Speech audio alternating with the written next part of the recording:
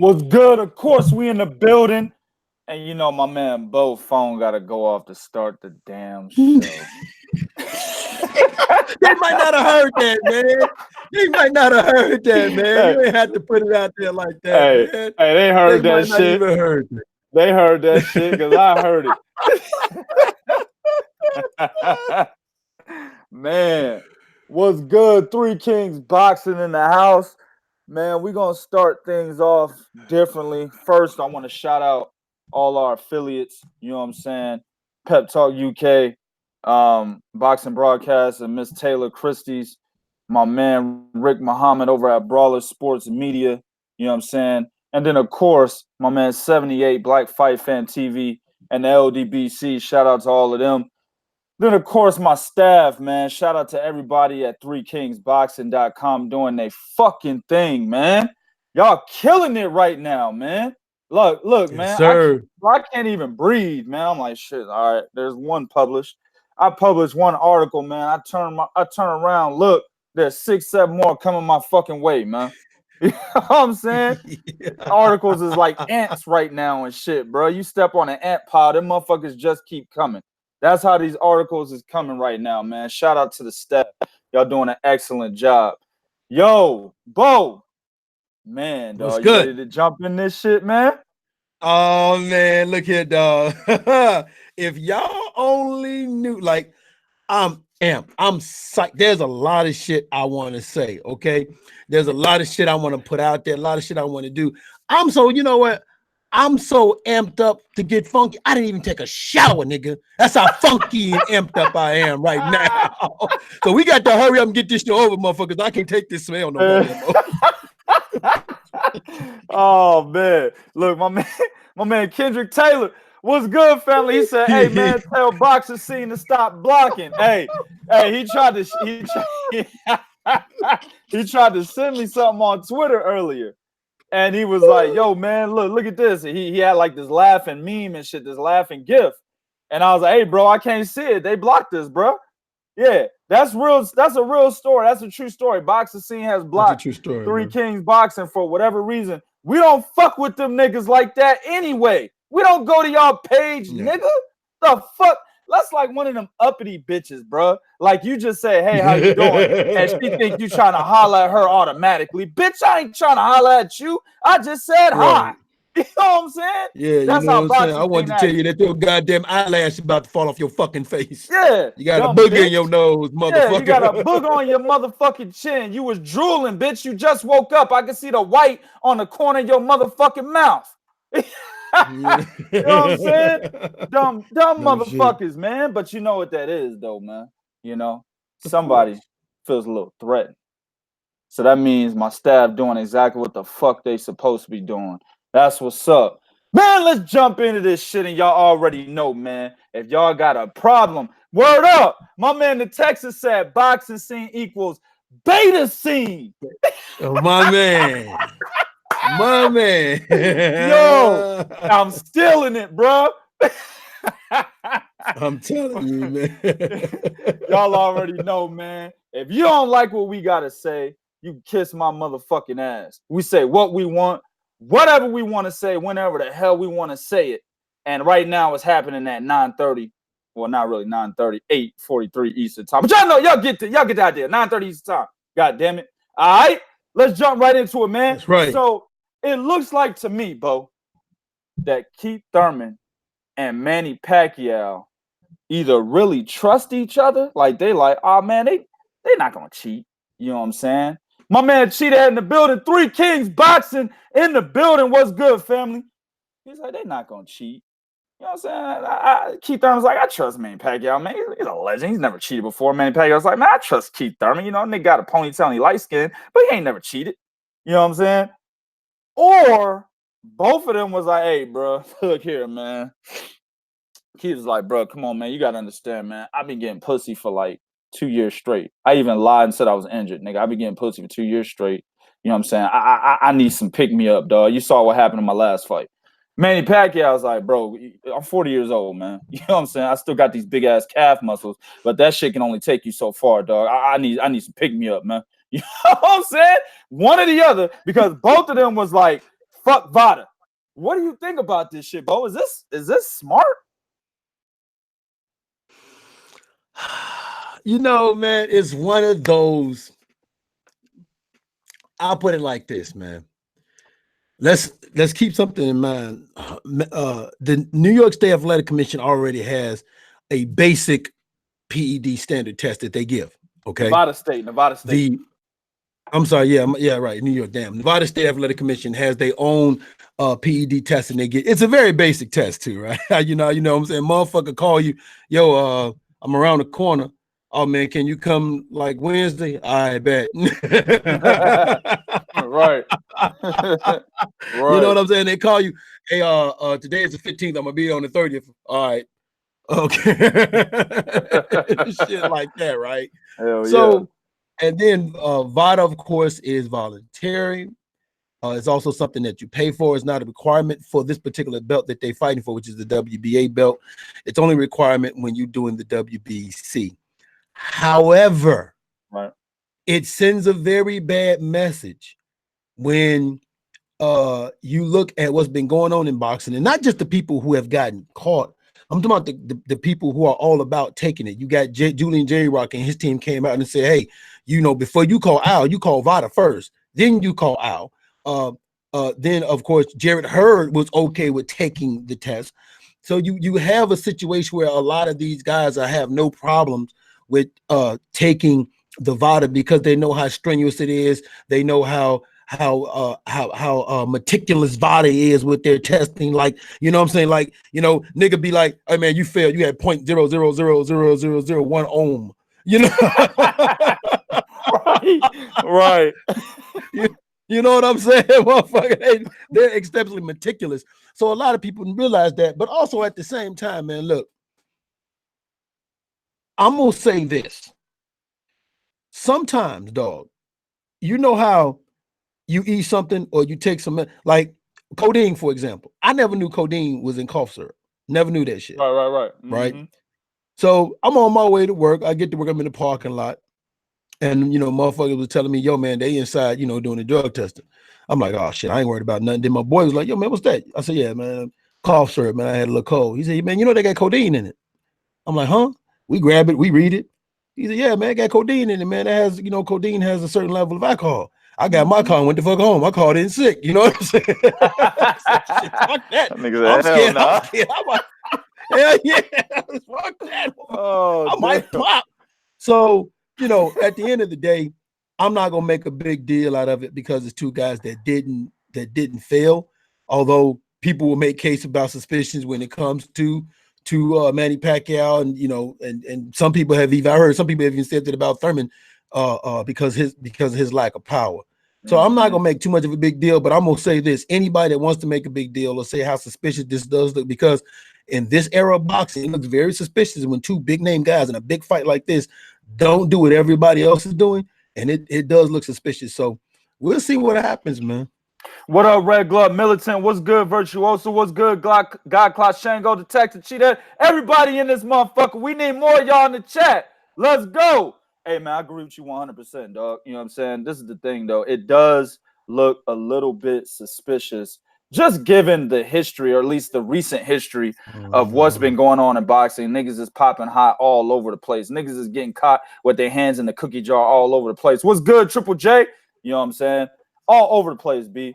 Like, a motherfucker get close to the cookie jar, automatic. You know what I'm saying? Caught. So it's a situation where, in my opinion, if I was fighting right now and I was getting ready to get into one of the biggest fights of my life, and plus, understand that Manny Pacquiao, even though he's never been caught, he's never failed a drug test, a lot of people are a little skeptical of how this nigga moved up so many goddamn weight classes, even went all the way up to 154 and took punches from Antonio Margarito and still was able to beat that guy. I think he broke his fucking orbital bone on top of that, B. I mean, we're talking about a nigga that's a natural what is Manny Pacquiao? Natural 122? He's 118, maybe? You know what I'm saying?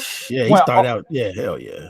Yeah, went all the way to 154 and broke a motherfucker's orbital bone. One of the toughest guys in boxing, actually, broke his orbital bone, bro. I mean, he took flush shots from Miguel Cotto. I remember watching that fight, bro. I was at grandma's house watching that motherfucker. You know what I'm saying? I mean, my grandma was like, hold on, this don't look right.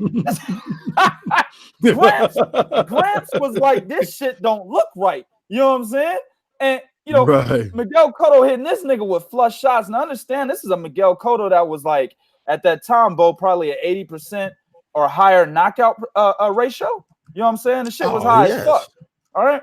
He's hitting Manny Pacquiao flush shots. Manny Pacquiao just eating them hoes, nigga, like muffins or cuff cakes. Appreciate that, dog. Slams his fist together and then goes back in there for more. You know what I'm saying?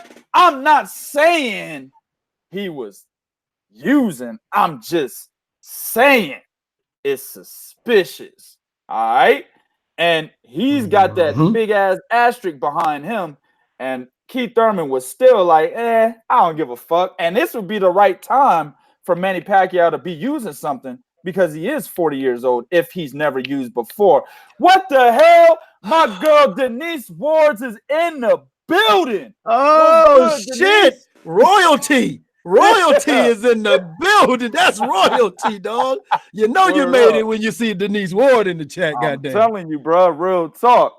But that's what I'm saying, man. It's still a little suspicious, man. You know, and it's suspicious to me on Keith Thurman's part.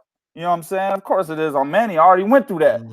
But it's a little suspicious on Keith's part. Like he's willing to give a little so he could take two. I'm not saying that that's the deal. I'm just saying it's suspicious. That's all I'm saying. You know what I'm saying? My man got. You know what? Listen, go ahead. Now I'm gonna say, let's be real. It's okay to be suspicious, though. That's the like everybody out there tripping. Damn, that nigga right there, man. That's my dog. That's my man. Still proving. Yeah.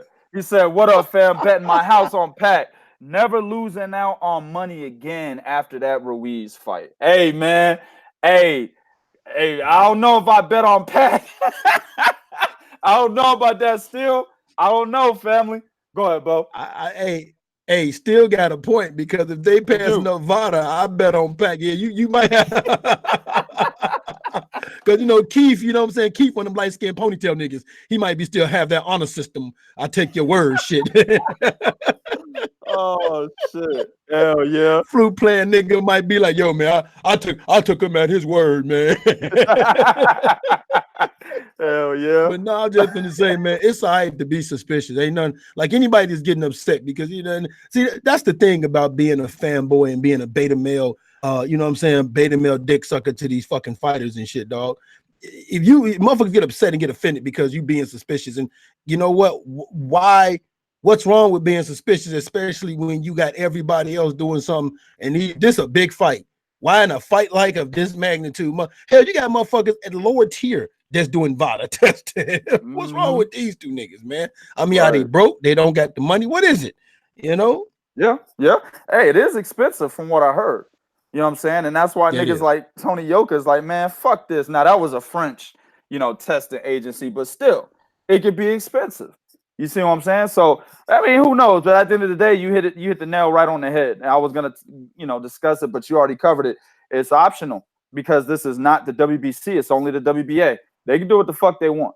You know what I'm saying? So it is what it is. But if I'm just saying, if I'm Keith, hey, I would have been like, all right, let's get some drug testing going on. You know what I'm saying? All right, man, Bo, what you got on me next, big dog? Man, dog. Listen. I am excited to speak on this right here. Now, everybody was down on it. You know what I'm saying? Everybody was down on the dude talking about something. Man, you got Porter coming at him. You had Crawford coming at him. Now, you know, if you follow Three Kings Boxing, we was telling you what some of Errol Spence's responses were, right? Like when he went on Instagram and said, I ain't scared of no nigga from Nebraska.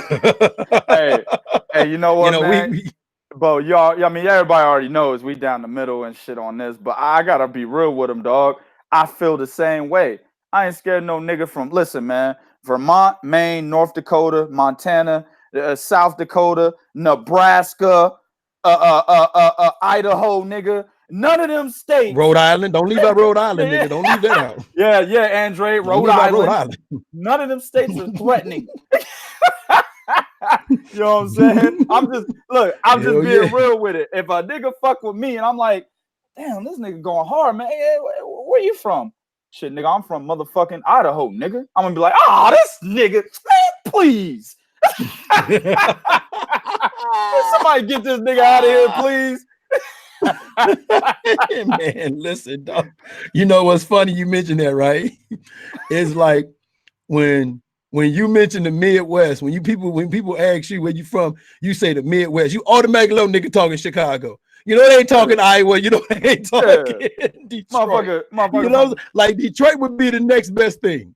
I'm telling you, motherfucker from Des Moines, Idaho, nigga talking shit. Man, get the fuck out of here, nigga. Go ahead, Bo. Kewaukee Falls, Milwaukee. Get the fuck out of here. Get that shit out of here, bro. Out of here. Oh, shit. But yeah, so Earl, he finally had, he finally said something. He been said something back, but what he said back was in reference to Roy Jones when Roy Jones was questioning his resume, saying that, well, he still hadn't proven himself, and he thought that Kell Brooks was somewhat of a damaged fighter. Now, here's the thing with that is that not all of that is his fault. Now, I do agree with Roy about Kell Brooks, although he broke the other orbital bone, but I said then in that fight, hey, man, he had already went through that once and survived it. Seldomly rarely will a fighter go to war for, with life on the line and be willing to go through that shit a second time. You might rise up from it once, but sometimes, dog, you don't want to go through that second time. So I'm okay with that. But let's not forget how before he won a belt, he was calling out Porter. He was calling out motherfucking Thurman. This is back when Crawford was down at 135 and 140. He was calling out motherfucking Danny Garcia. And what did all of them tell him? Well, you got to get the belt. Remember Sean Porter with the old, I wasn't even talking about Errol Spence a year ago, 2 years ago. I wasn't even talking to Errol Spence. I didn't even mention Errol Spence. You remember what Sean Porter said? Yep, absolutely. You know what I'm saying? Remember when he said that? Remember when Keith Thurman said, because remember when Floyd said, I want Thurman or Porter to fight Errol Spence, but I vacate the belts. And what Thurman say? Who the Floyd think he is telling me who I got to fight? Exactly. You know what I'm saying? So wasn't nobody saying, oh yeah, fuck it, bring him on. Wasn't nobody saying that. So to a certain degree, that kind of was not Earl's fault. It's kind of not Earl's fault that Kell Brooks, who Earl was the mandatory, decided to take a big money fight. But if you look at the other guys in that division, hell, I can look at it and say, well, how the hell did Danny Garcia earn that belt? Fight Robert the Ghost Guerrero? Who? Wait a minute, Robert Guerrero? Okay, Sean Porter. Who did he beat to win that belt? He beat what was the dude's name? I can't remember his name. I'm drawing a blank. Devin Alexander. That's how he got the IBF. He beat Devin. Right, he beat Devin Alexander. Didn't Devin Alexander lose to win the title? Now, well, hold on. Didn't he lose to Aaron Martinez?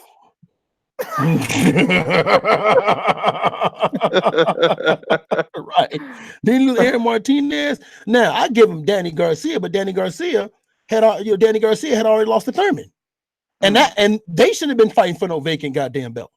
You see what I'm saying? Danny Garcia should have been part of no vacant damn belt. They should have been part of that vacant belt, right? So, although I get what Roy is saying, but at the same time, Spence's response is what he said. Spence said, okay, well, I'm going to fight Porter. Then after Porter, I'm going to get Thurman's and then I'm going to wash his boy. He talking about Crawford. And that's what he was supposed to fucking say in response to that. Listen, man, when anybody question your resume, because cats used to question Roy Jones' resume because for whatever reason, once Roy beat a young Bernard Hopkins, then he beat James Toney, he bounced. He bounced out the division and went up to light heavyweight where there was nobody up there to challenge him. I agree. Right? And that was the strange. A lot of us, I remember we was like, yo, what the fuck is Roy doing? That was like this, because we like, man, the middleweight division about to get hot. What is he doing? That was the strangest thing I've ever seen in my life, right? Like, nope, I got my wins, I'm out. That's exactly what he did. And I like Roy. Okay, no disrespect. I like Roy, but that's exactly what he did. Okay, we can hell if I really want to be critical, I could look at Roy Jones and listen. We've spoken to Roy. I can be like, well, you won a heavyweight champion, but you beat John Ruiz. John Ruiz? I mean, you won the heavyweight title back when Holyfield and Lewis and Tyson and them dudes was around, but you beat John Ruiz, and didn't stay there either. Man, what the fuck? Yeah, he won and dipped. So thank you. Errol Spence's response. Yep. Thank you. Hall of Fame. Hell yeah. Hall of Fame, right? Hall of Fame. Charles. Okay. As a Charles. Yeah, right. As a Charles.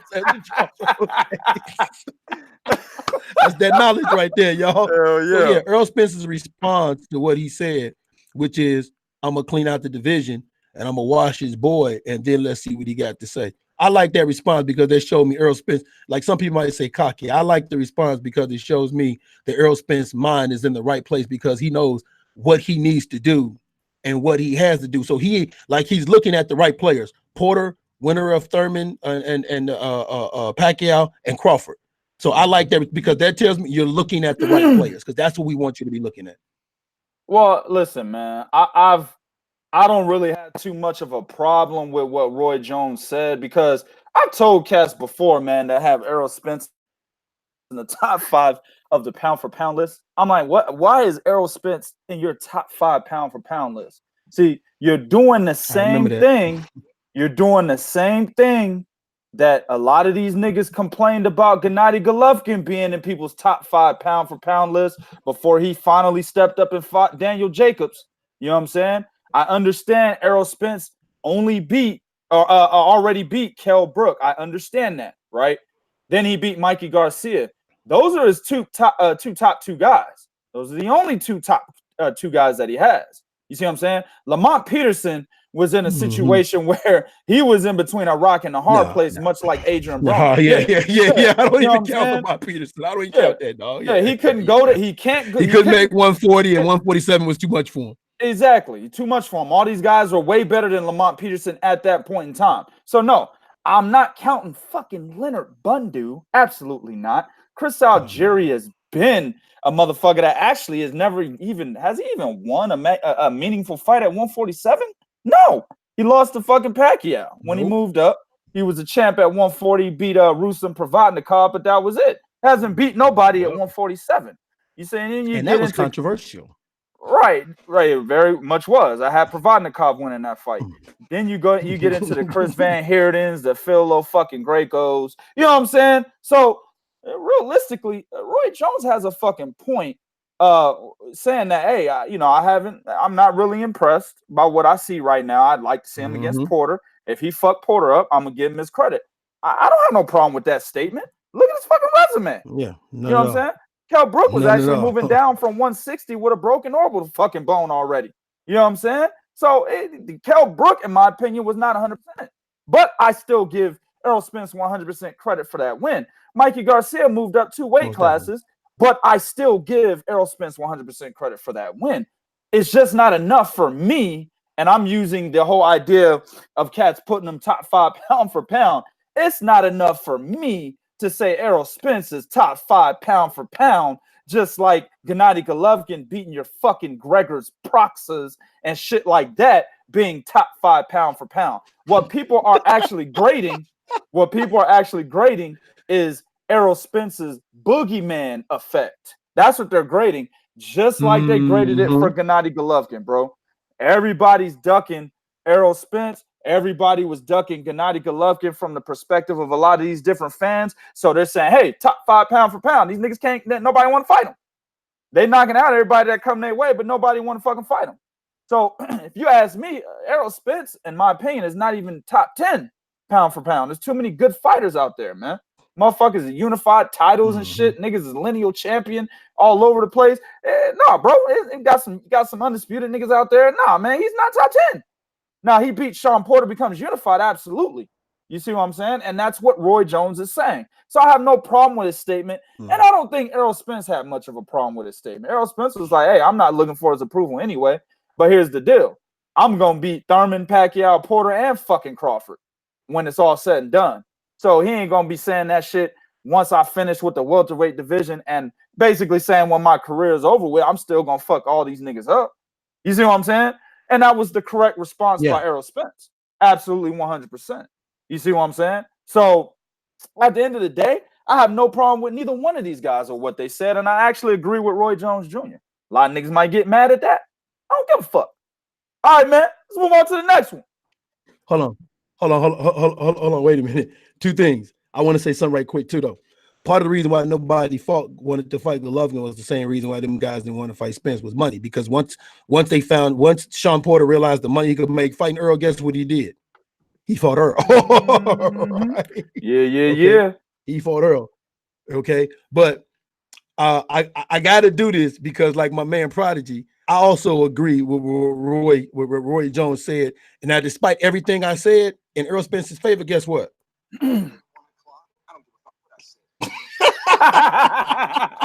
Hell yeah! Did you hear it? Hell yeah! I don't give a fuck what I said. I don't give a fuck what I said. Go ahead, man. Right? You don't give a fuck what I said. Go ahead, man. What you got? Yo, I'm a jump to one real quick. Hey, man, the whole Andrew Cancio, Andrew Cancio, Alberto Machado fight, dog. You know what I'm saying? Puerto Ricans is out here biting that dust. They biting that motherfucking doom. They biting that dust, boy. Listen, man, it went from okay, Miguel. Well, fuck it, we go all the way back. Tito Trinidad. We can go even further back than that. When what's his name? The greatest Mexican fighter of all time, in my opinion, Salvador Sanchez fucked y'all man up. Salvador Sanchez? No. When he fucked their man up. Benitez.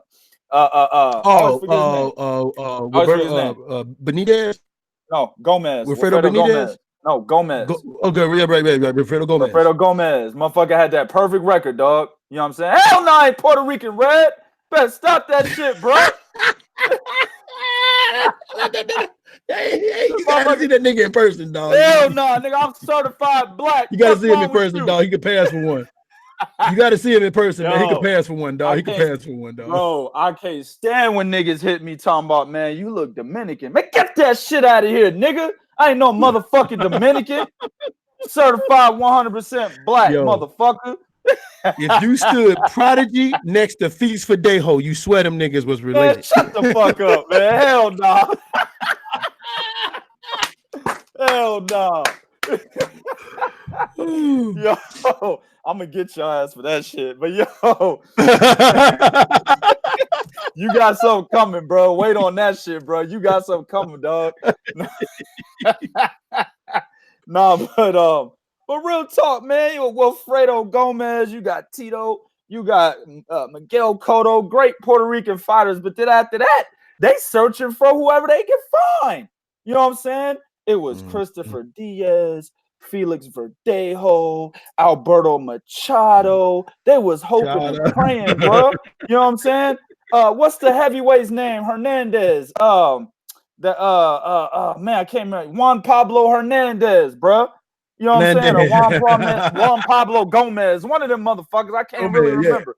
Yeah, that cat. They was searching, wishing and hoping and praying and all of that shit, right? And then they just keep getting dropped one by one. Nobody has come after Miguel Cotto. Nobody. They can't find one. You know what I'm saying? Now they got to go back to Felix Verdejo. They over there like, dog, please, man. Come on, man. We ain't got nobody represent Puerto Rico. Shit, your boy Angela Costa just lost, man. Angela Costa, man. Now that was that fucking light flyweight, bro. Even he lost. So it's like, come on, dog. He lost. Somebody got to do something. Danny Garcia, he still lost. They don't consider Danny YSM Sports Media. I talked to them Puerto Ricans. They're like, man, fuck Danny Garcia. He ain't Puerto Rican. He don't even know Spanish.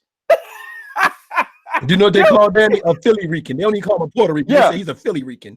And actually, when they say Philly Rican, that's them letting you know that there's a difference between Puerto Rican and American Rican. So that's what. So when they say he's a Philly Rican, they actually letting you know now that we don't think that motherfucker is Puerto Rican. We just think he's Philly Rican. Exactly. They be clowning Danny Garcia, so they don't even look at him, man. Like, you can't even build Mikey Garcia versus Danny Garcia as a Mexican Puerto Rican rivalry. They're gonna do it, no doubt about it. But it don't even feel right billing it that way because the Puerto Ricans don't even accept Danny with open arms like that. You know what I'm saying? So at the end of the day, though, man, them motherfuckers is biting that dust. But here's my question. I went on a rant. That had nothing to do with it. Why don't Tank fight Andrew Cancio, bro? I mean, Andrew Cancio is the WBA regular 130 pounds champion. You know, Tank is the WBA super 130 pounds champion. I mean, I'm just saying. I mean, typically you got motherfuckers super, got a regular champion. You know, just like Keith Thurman, Manny Pacquiao. Manny Pacquiao's a regular champion. Keith Thurman, super champion. They say, hey, fuck it, let's fight. Why is Tank not saying a goddamn thing, bro? But he getting ready to fight Bobo Jones in July. By the way, motherfucker fight still ain't up on BoxRec, and they done already sold tickets. They done already sold tickets, Bo. Fight still ain't up. It didn't even say TBA on that motherfucker, bro. Just no fight. No fight. Why isn't he saying anything, Bo? What the fuck? Man, look, I'm gonna tell you why he's not saying anything. 2 reasons why he's not saying anything. Floyd Mayweather and his bitch that was slapping him in the face has not given him permission to speak about nobody else right now. I'm telling you, bro. They ain't giving him permission to say anything, right? See, the problem that you have with a cat like Tank, and I'm not mad at him. Listen, I know he's fighting Bobo Jones coming up, but here's the reality, though. When it's a shame that when a guy that doesn't hold a belt for the organization you hold the belt at, and I'm talking Tevin Farmer, was willing to call out Andrew Cancio when he first won it. And when they told Tevin Farmer it won't be unification, he said, I don't care. I just want to fight somebody of note. Here's the thing, Andrew Cancio, like he could say right now, yo, fuck this, I'm not fighting Ricardo Nunez. We're gonna bump the fight date back another 6 weeks. I'm gonna fight Andrew Cancio. And everybody be like, yeah. Why? Because Canceo's a name. He's coming off. Like, this would be the first dude you fight since Jose Pedraza. That has a name that is credited and coming off a win streak. And guess what? A natural 130 pounder. Yeah. A cat that's been at 134 minute competing, right? Yeah. You know what I'm saying? So what's wrong with that? I said that on our boys, Big Cool, Colossal Sports TV. Check that out too, man. 3 Kings Boxing. I said, man, I want to see Cancio fight Tank so I can finally give him credit for fighting to a motherfucker with heart in it, with his heart in his chest, and not left it in the fucking locker room. Right. You know. So yes, he definitely need to be fighting. Tank Davis need to be looking at Andrew Cancio. I'm gonna see what he say after this fight. If after this fight he said that shit, I'm gonna talk to my team and I'm gonna see what my team got to say. Tank be one of them dudes that be talking and rubbing his face like he just got through snorting cocaine and shit. I'm gonna talk to my team and I'm gonna see what my team got to say. I'm gonna see what they got to say. No, man, you need to be calling dudes out because at the end of the day, dog, this you had a press conference that nobody even knew nothing about. Like, when the fuck? Bro. So for dudes that want to tell me, man, Tank is the man. No, Tank's not the fucking man at that division. I'm sorry, y'all. He's not. Just because he with TMT don't mean he's the man. No, he's not. If y'all really want to be real, the dude I'm looking at as the man from quality of opponents is motherfucking Burchell. Yes, that's what I'm looking at. You look at that motherfucking resume and the cats that he fought, that motherfucker topples anything these niggas done did. It's Burchell, man. Even the goddamn rematch against Francisco Vargas is still Burchell. You know what I'm saying? Listen, man. YSM Sports Media, bro. Mando, you can't fault him for that. Hey, I would agree with that if and only if Tank was out here in these streets trying to get a unification. He hasn't been trying to get a unification, bro. Like, look at Lomachenko when he fought Anthony Toyota Corolla. You know what I'm saying? He didn't have no choice. He tried to get a unification with the winner of Richard Coleman, that bum ass nigga he fought. I don't remember who the fuck it was, but he tried to get that unification. You know what I'm saying?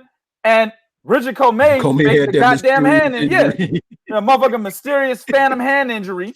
You know what I'm saying? So he could hold on to the belt for a little bit longer. right? And then even after that, Lomachenko said, "Hold on, WBA, come on, man, give me a motherfucking exception, please."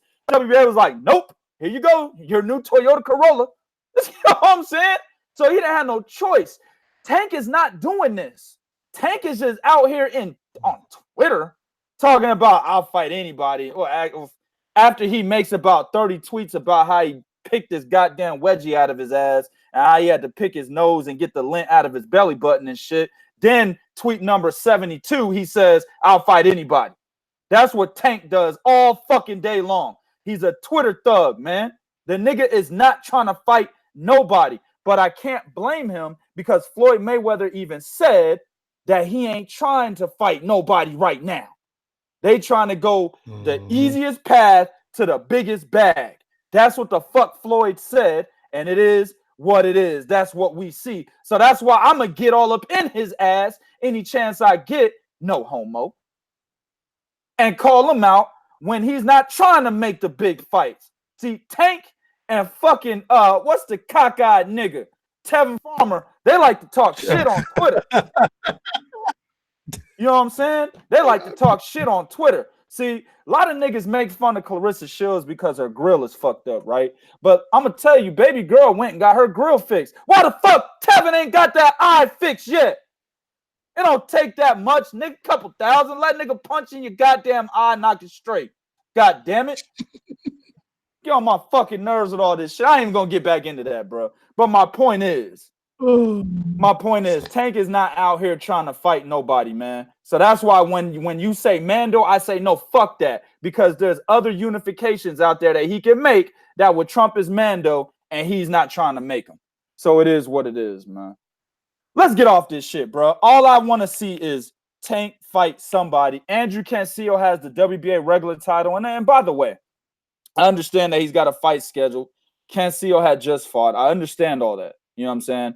I'm not sure if Alberto Machado had a rematch clause, but I'm guessing he did because the rematch happened so quickly. It was immediate. You know what I'm saying? So I'm gonna say he did, right? I understand all of that. So right now, I'm not saying Tank should be fighting Cancio right now. What I'm saying is Tank should be talking about a Cancio fight right now, and he's not. You see what I'm saying? He should be saying, yeah, dog, maybe November, December, I'm going to try to fucking fight Andrew Cancio since he's holding that regular title. You see what I'm saying? Now, I know Cancio was over there talking about Jojo Diaz, a rematch with him, and fighting Rene Alvarado, the mandatory for him. But at the end of the day, Tank is supposed to be the man. You see what I'm saying? If he's the man, then consolidate them titles, dog. You got a nigga that's a champion underneath you. Nigga, I don't tolerate that. If I'm the super champ, I'm like, nigga, give me that shit, bro. Fuck you doing with that whack ass title? Shit. When niggas talk about the WBA champion at 130, bro, they say two people. Oh, that's Andrew Cancio and Tank Davis. They don't just say, oh, that's Tank Davis. They don't just say that. That's true. So if I'm Tank, I'm like, hold up, niggas, only one WBA champ. Like, give me that. Put that motherfucker in the ring right now. But give me that goddamn title, man. Fuck out of here. You see what I'm saying? But he ain't got the. He a little nigga, man. These niggas of today, they don't think like that, bro. Beta male mentality, man. What you got for me next, Bo? Man, look, dog. Dillian Whyte. Dillian Whyte. Oh, Dillian. Oh, Dillian. Now, the WBO is out here in these streets. See, this is what happens when you don't get enough sleep, nigga. Your reflexes are acting like Rigo from last night. Yeah, man. I'm telling you, bro. I'm telling you, man. I should be good. Shit, that little hour was good. Shit. That little hour was good. The WBO. That little hour was good. This nigga said a little hour. And wait a minute, he's talking 30 minutes, wake up, then another 30 minutes. Hell yeah, that's exactly what it was. That's exactly what it was. Man, but the WBO is like, they're just like, look, Dylan, We know you number one. We know we fucked you over. We know this. Like, we know we haven't even looked at you, but unfortunately, according to our rules, Mr. Whyte, when you're a former champion at another division, you can move up and you can fight for a world title. That trumps positioning, and we're so sorry, Mr. Whyte. This is the way it's just gonna have to be. No, sit down, Mr. Whyte, please. Mr. Eddie, get your client. Oh man, that motherfucker pushed that red button under the desk. That red button is titled "Nigger Alert." You know what I'm saying? Nigger Alert. He's going crazy. Yeah, right. Get him out of here.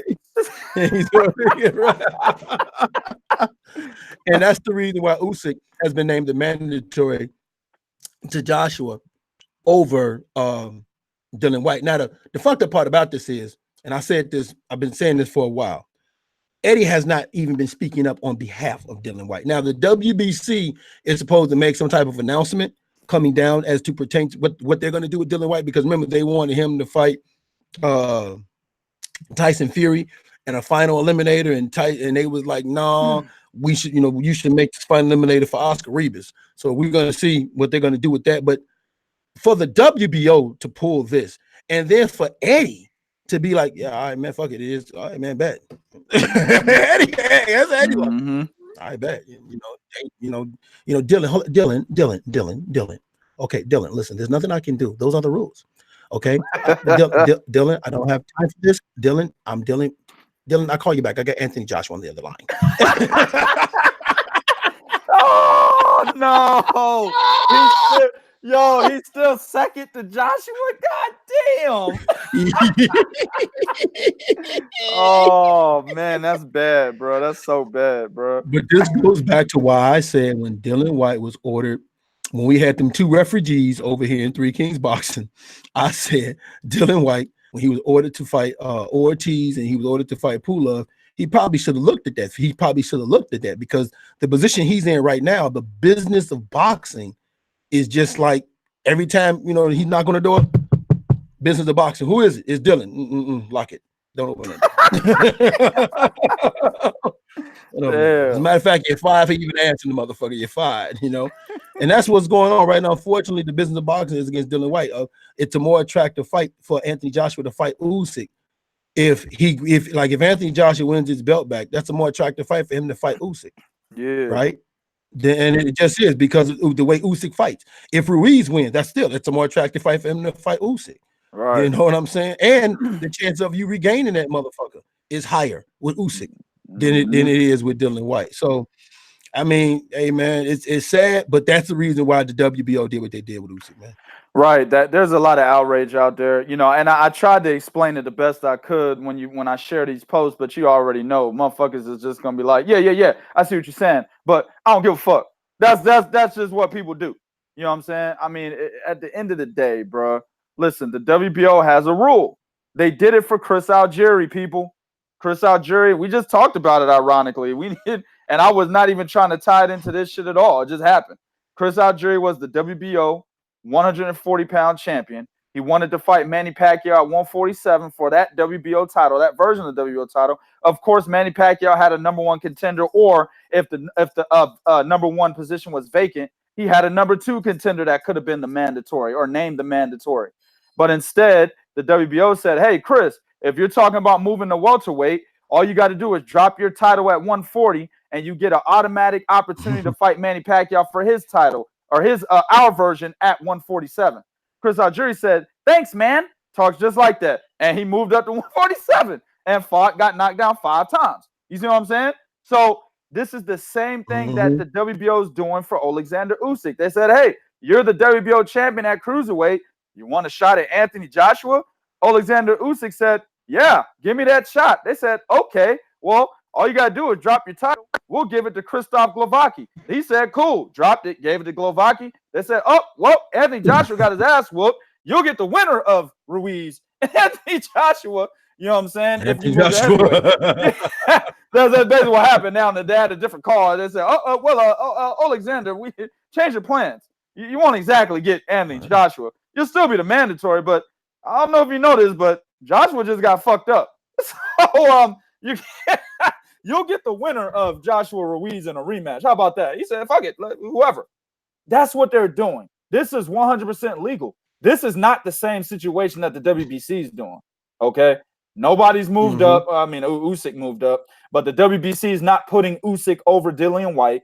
All right, it's not the same situation. Dillian Whyte is the #1 contender in the WBC for 2 years and still has not been mandated. That's some fucked up shit. And they went and mandated the #4 ranked guy in Dominic Brazil over him. That's pretty fucked up. You know what I'm saying? So that's not the same situation. Don't get mad at the WBO for doing what they did because they've actually had that in the rules. If the WBC had in their rules, hey, on occasion, we may fuck around and mandate a nigga that's 3 spots below you just because we feel like doing it. If they had that in their rules, then you would have to be like, hey, sorry, Dylan, it was one of those occasions, but it's not in their fucking rules. You know what I'm saying? So you could go at the WBC. You see what I'm saying? So that's the difference here. It's 100% legal. There's nothing wrong with it. And you know what, man? If I'm Dillian Whyte, I'm fucking up everybody you put in front of me. This is just incentive. You know what I'm saying? But one thing I will say is this, and I back Dillian Whyte, you know, on this sentiment in the past, you know, the idea of him having to fight all these mandatories and shit, all these eliminators to become a mandatory, et cetera, et cetera. At this point in time, dog, the way that they're blackballing you, you got to do it. You see what I'm saying? It's no different than being in corporate America. You know what I'm saying? Being one of the only black men in corporate America that I work for anyway. They're going to try to put so much shit on my ass, bro. At the end of the day, I'm going to fuck over all of that. I'm going to defeat all of that. You know what I'm saying? And show niggas why I'm still one of the best motherfuckers you have. You see what I'm saying? And that's what Dillian Whyte's got to do here. Exactly. So at the end of the day, man, knock them down, bro. And they won't have no choice but to notice you. That's what he got to do, man. Starting with Oscar Rivas. But that's a tough fight. That's a tough ass fight. Tough. That's my man Red Glove is saying Dillian Whyte is the unified #1 contender. Hell yeah. Hell yeah. Hell yeah. Yeah. My man Dan the Man said actually the WBC have a rule where being a #1 ranked contender does not make you your mandatory. Dan the Man, dog, you coming up in here late than a motherfucker. We just said that. If you listen to what I say, and it's not even the WBC, it's actually all 4 major sanctioning bodies. Like right now, Jack Catterall is sitting at the #1 contender spot in the WBO behind Maurice Hooker. And they still have not mandated Maurice Hooker. I'm sorry, not mandated Jack Catterall. You see what I'm saying? It's actually all 4 major sanctioning bodies, Dan the Man. So if you rewind it back maybe a minute or two, I had just mentioned that he's the #1 contender, but they still have not mandated him. That pretty much alludes to what you're saying in the chat. But that's what's up, though. But yeah, that happens a lot. It's rampant. You know what I'm saying? A lot of niggas be sitting at the #1 WBA, IBF, anywhere, and they won't fucking mandate it, man. But in this situation, the reason why this is bad is because Dillian's been around for so long at the #1 contender. And we all know we've been around boxing for long enough. If you actually look at the history of how they handle mandatories, typically, man, they're going to look at the #1 spot and be like, all right, man, you're mandated. And they don't wait 2 fucking years to do this. You see what I'm saying? They say, hey, all right, you're mandated, dog. You've been sitting there. You won 3 or 4 fights. You're mandated. They look at the #1 guy. If there's no #1, then they look at the #2, the #3, the #4, et cetera, et cetera. They don't just skip the #1 and say, all right, #4, him. How about him? They don't do that. So that's the difference here, though. You know what I'm saying? All right, man. Unless you're gonna move on.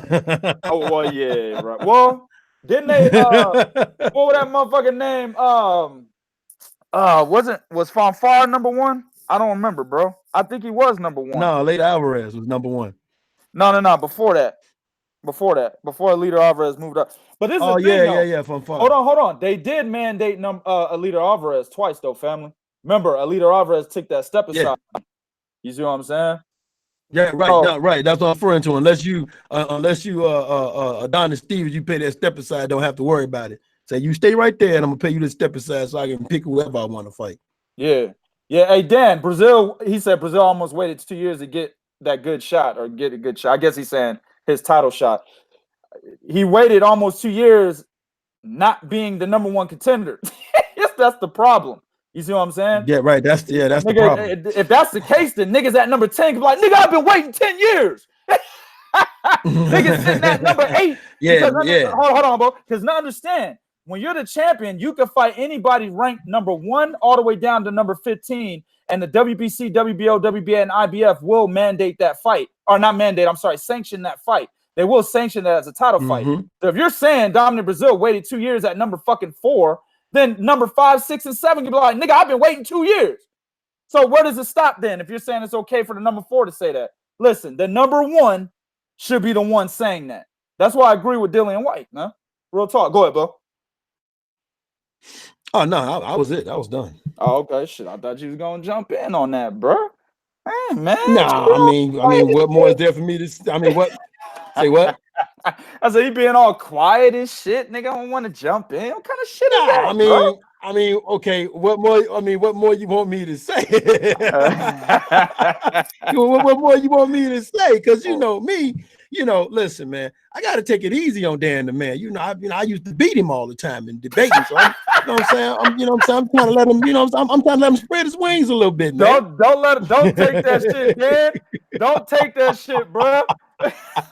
And that's my dog. But no, man, this the whole thing though is that boxing has gotten away from what it used to be.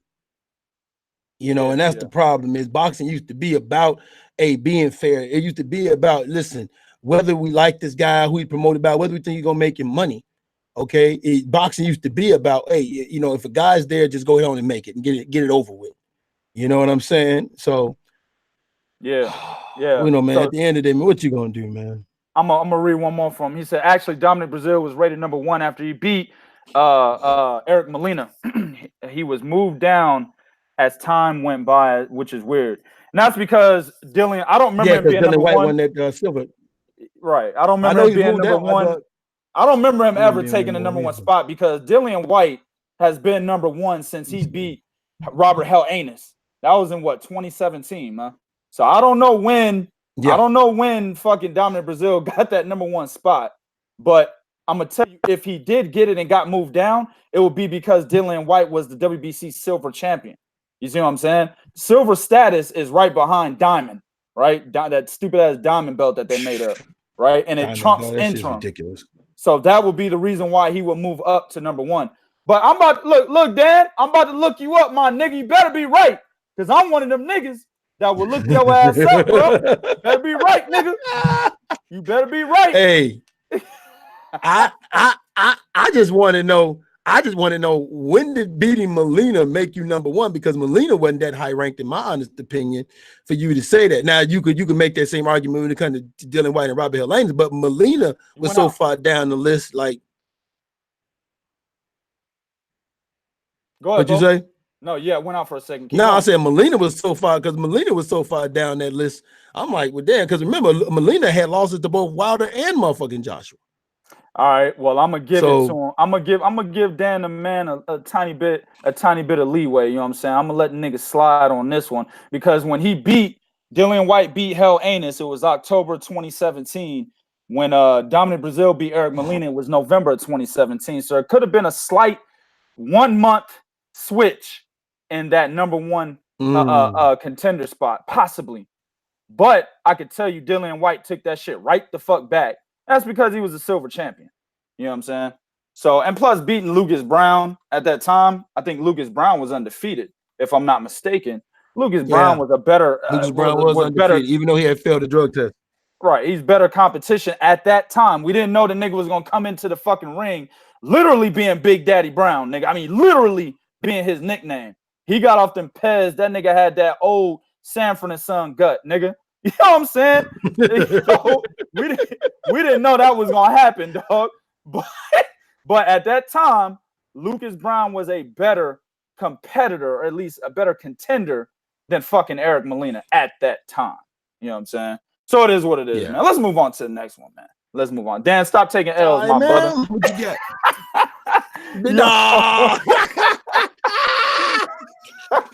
My brother walk up in here taking them L's, bro. Come on, Dad. Yo, Look, man, we gonna get into my man Paul. Anybody out here, y'all better not be calling this man Paulie. That shit is beta male-ish. Don't call that no another man fucking Paulie, man. That's what them bitches call him. I call that man Paul Malignaggi. You know what I'm saying? Yo, he out here in these motherfucking streets, bro. I can't even get hype saying it, bro. I can't do it, bro. He's in these streets. I can't get hype either, man. he in these streets, man. You know what I'm saying? He out here, you know, getting used by whack-ass promotional companies. You know what I'm saying? Getting used by whack-ass events that want to be like boxing, but they really can't be like boxing because they don't have the talent to even be a fraction of what boxing really is. You know what I'm saying? Oh, bro, it's terrible, man. I feel bad for Paulie, man, because he got robbed. Paulie beat the shit out of Artem Lobov. Nigga, I gave Artem Lobov 2 rounds, bro. I actually gave him 1 round and then said, fuck it, I'll give him round 5. I pity the nigga. You know what I'm saying? Here's the deal, bro. Here's the deal, bro. Paulie Malignaggi was being used from the start, man. You see? Shay Dub put $4.99 on. Appreciate you. Listen, man. He was getting used from the beginning, man. You got to understand, these MMA events, organizations, companies, whatever the fuck you want to call them, right? They thrive off of getting a boxer to come to their shit, join it, so they can beat them, and then say, we beat a boxer, we beat a world champion. They don't give a fuck who it is, dog. Paulie Malignaggi has never really been a big name in boxing, right? He was a 2-time champion in boxing, IBF and WBA. IBF at 140, WBA regular, not super, at 147. So a lot of these cats out here that don't look at the WBA regular title as a real title, well, then he's only a 1-time champion. You know what I'm saying? And a lot of people saw Paulie as the weakest link at 147. When he got the regular title, everybody was like, well, shit, it's only a matter of time for somebody to take that nigga shit. You know what I'm saying? So Paulie really wasn't that big of a name. People respected him based on where he came from and what he achieved. But nobody was out here saying Paulie Malignaggi, one of the greatest boxers of all time. I mean, probably some Italian niggas over there in Brooklyn and shit was saying that shit. But other than that, nobody was really saying that. You feel me? So exactly, Shay Dub, Paul. These niggas better not be out here calling this man Paulie. They calling him Paulie. But real talk, man. You know what I'm saying? He's not that big of a name. But bare knuckles boxing, MMA, UFC, all of that, they don't give a fuck, man. You know, bare knuckles boxing is as close as the boxing as it gets without it not really being boxing. But even boxing don't really recognize that shit, dog. I mean, they had to get old ass, big lip ass, snail looking ass Antonio Tarver to be the goddamn commentator to represent the boxing portion of this. You know what I'm saying? Antonio, old ugly ass, was just happy to be around, nigga. He was just happy niggas just said his name. You know what I'm saying? He's smiling all big. That's one of the ugliest niggas in boxing history, bro. I'm just saying. You know how Sam Cassell is one of the ugliest niggas in NBA history? Antonio Tarver. I don't know, man. That nigga Villanova. Charlie Villanueva. Yeah, I mean, that's fucked up, bro. Nigga, he got the disease, bro. When he ain't got no eyebrows and no hair. That's fucked up, bro. You know what I'm saying? Get that nigga a pass. Sam Cassell ain't had no disease. That nigga got alien DNA in him, bro. That's the fuck he did. That's an ugly nigga.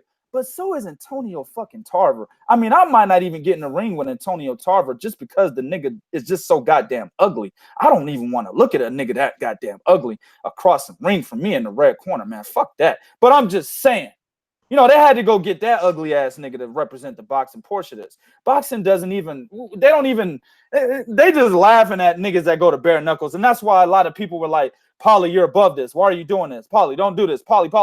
They were calling this nigga Paulie. You know what I'm saying? And it's like, why are you doing this? Why are you doing this? Et cetera, et cetera.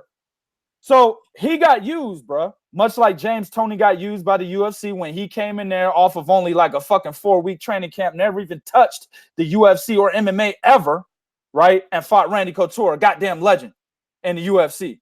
They used him just like they used Paul, just like they used James Toney. You see what I'm saying? Just like they're trying to use Ray Mercer right now, but Ray Mercer fucked around and knocked this first nigga out. So they're like, God damn, we might not be able to use Ray Mercer. You see what I'm saying? Like they tried to use Herschel Walker, but Herschel Walker ended up being 2-0 or 3-0. They're like, damn, we couldn't use that nigga either. But that's what they do, man. And Paulie fell right into that trap, bro. He was never going to win this fight unless he won by knockout. And Bare Knuckles knew Paul Malignaggi has like a 17% knockout ratio or 21% knockout ratio in boxing. He wasn't going to knock nobody out in Bare Knuckles, man. What do you think about this shit, bro? Did they use him? Man, not only did they use him, but before I go into that, you was talking about ugly fighters. You forgot about you young niggas. I be forgetting about how you young niggas are. Nigga, fuck nigga, that, you bro. Forgot about. Hey, hold on, you better hold on, nigga. You better define young nigga, because I am not a young nigga. Nigga, a young nigga is 20, 21, 25. No, you know what I'm saying? That. Like, okay. What I mean is, you want them niggas that like Lil Yachty and nigga, fuck that, nigga. You got me all the way fucked up, nigga. Shit, I'm an 80s baby, nigga. You was a 70s baby. You ain't that much older.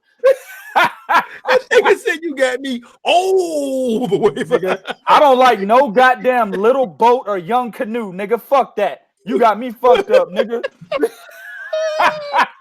Hell no. Nah. Shit. But these dumb niggas today, what do they be calling themselves? Little butt fuck? Nigga, these niggas garbage, bro. Yeah, nigga, you understand? You know, welcome to the stage. You understand? My main man, little butt fuck. Get that shit out. Go ahead, Bo. Go ahead, man. I go all day on that. Go ahead. Hey, man. Hey, you forget about the Spinks brothers. Them niggas were so ugly. Lions ran from them talking about something. You see the smile on that motherfucker? That's how ugly them niggas were. Yeah, Lions is like, yo, are they snarling at us, nigga? We might need to get the fuck up out of here. Get the fuck up out of here. Yeah, the Spinks brothers are some ugly niggas, bro. I'm just saying, he's one of the ugliest niggas in boxing history. Antonio Tarver. Yeah. I'm just saying. Yeah. Understand his bitch left him. His bitch left him as soon as he stopped making money. You understand that, right? Like as soon as the nigga, when he knocked out Roy Jones, he had a fine little dark skin over there with some big old titties. You know what I'm saying? But as soon as he stopped making money, I never saw her again. And then news came out, the nigga was single. You know what that shit was about, dog. No shit, dog. Go ahead, dog. Go ahead, bro. Okay, man. Not only see the thing with Paul that pisses me off is Paul know that they have been using him. And that's the thing, because they did it to you with Conor McGregor. Although, that shit turned out to be true. Conor was fucking you up. But still, I'm just saying, okay? You know that Paul himself even said that when they came in with the camera, he said, oh, y'all motherfuckers trying to do this right here. You know, he knew that, right? So Paulie knew that they were trying to use him. Paulie knows that MMA for the longest of time has always tried to legitimately put themselves on the same scale as boxing, right? And never have been able to do it. I'm talking about from a financial standpoint. Listen, they fans is off the wall crazy. I'll give them that, right? And the promotion of MMA is different from boxing. An MMA fighter can have 5 losses. Matter of fact, John Jones was fighting a nigga with 5 losses. You know what I heard motherfuckers say? Oh, but his last fight, he was coming along. He had the combinations going in. Oh, look at what's that? If the chat y'all can help me. I know these are real boxing enthusiasts in the chat. But if y'all watch a little UFC, help me out if I can't remember this nigga's name, man. Heavyweight, Samoan motherfucker, real fat. He was knocking niggas out. Motherfucker had a whack-ass record. Nigga's record was like 21-16 or some shit. I'm making that up. But he's a real popular fighter. I can't think of his name to save my life right now. But he was always in big fights. You know what I'm saying? And like you said, the UFC is different. No. He's a big Samoan motherfucker. And he knocks everybody out. Okay, I don't. But he always gets knocked out too. It's either Mark Hunt. That's my man, the Texan. Mark Hunt. Exactly. Yep, Mark Hunt. He's always in big fights and shit, but the nigga's record is like 17-37 or some shit. You know what I'm saying? So it's like in the UFC, you can have a whack ass record, but if you beat the right guys, they'll still fuck with you, man. You're right about that. Yeah. And that's the thing. So the MMA have forever tried to get on the same scale as boxing. Look at the number of MMA fighters. And I'm talking about big popular MMA fighters that always mention fighting who? Floyd, Anderson Silva mentioned Floyd. Okay, you remember Ronda Rousey mentioning Floyd. I remember some of the featherweight dudes mentioning Floyd. Okay, and this is back when MMA was been at its height. Everybody was talking about I could be Floyd, I could be Floyd, I could be Floyd, right? Okay, boxers don't use the only MMA fighter I've ever seen boxers talk about fighting and beating was fucking Conor McGregor. That was it. That was it. But every MMA fighter was talking about fighting some, and that's only a select few. And someone was saying it to shut Conor the fuck up. You know what I mean? Right. Shut the fuck up, damn. Right. Exactly. You know? Yep. Okay. So, they were using Paulie, and the bad thing about it is, no other fighter, dog, could have done what Paulie done and still be talking about, I'm gonna report to my job on Showtime. Hey, and I think that's the thing, because MMA don't do that, huh? No, I'm listening. I said that's real talk. That's real talk. Because MMA don't do that. MMA, remember when Conor's gonna fight Floyd? What did Dana White try to tell him? Well, if you go do that, then you're done with MMA. Yep. And Conor like, man, I'm going to fight $50 million. Fuck you. Yep. And you okay? Wait, Conor. Let's work something out. Let's work something out. Yep. Let's work something out. Okay. All right. MMA don't allow their fighters to do nothing on no other platform. Commentating, motherfucker. If they see you show up at a boxing match, goddamn it, you ain't get approval. They texting you. Hey, what the fuck? You don't get out of seat 32C and take your ass out that building. Hell yeah. Nigga, what you talking about? I'm not even at the fight. Motherfucker, I'm looking at you right now, motherfucker. I'm looking dead at you.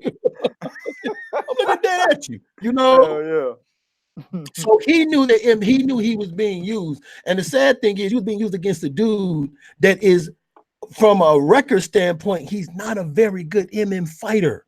He's not a very good MMA fighter.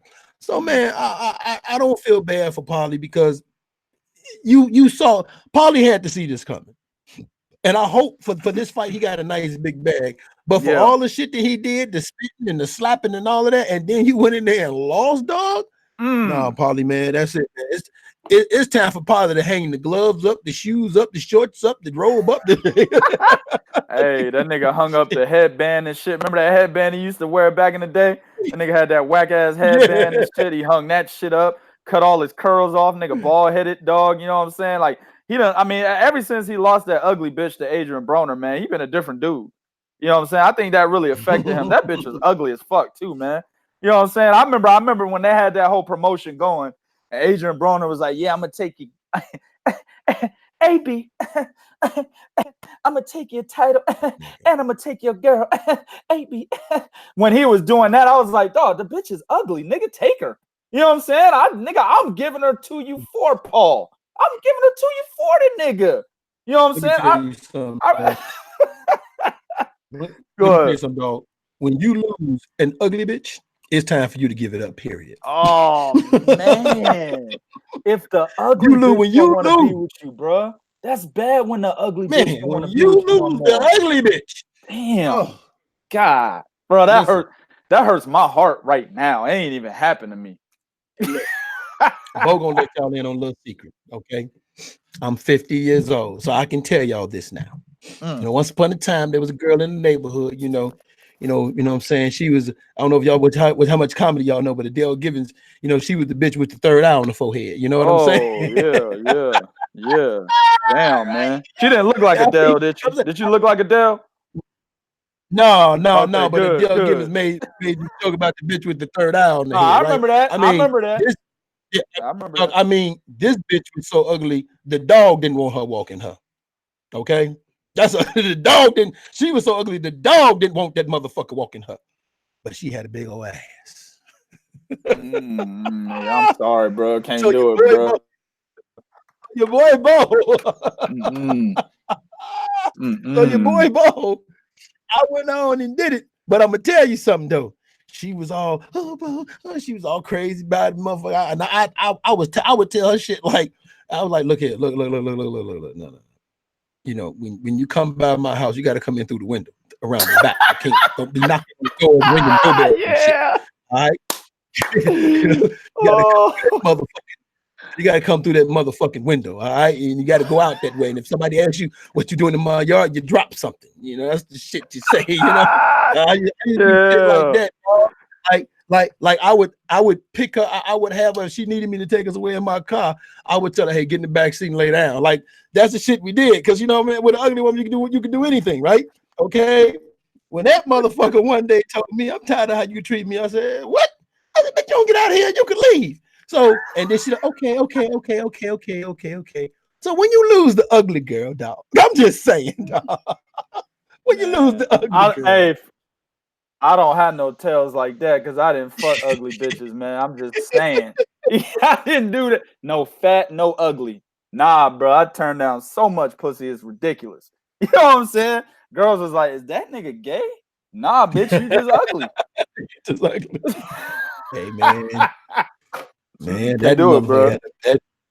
That mug had a bad booty, that booty, that flat stomach, and them size D cup breasts. I was like, fuck it. And niggas in the neighborhood was like, God damn, you got motherfuckers here signing off on you. He sure had. Hey. Hell yeah. Look, Red Glove said Prodigy said he can't identify with your story.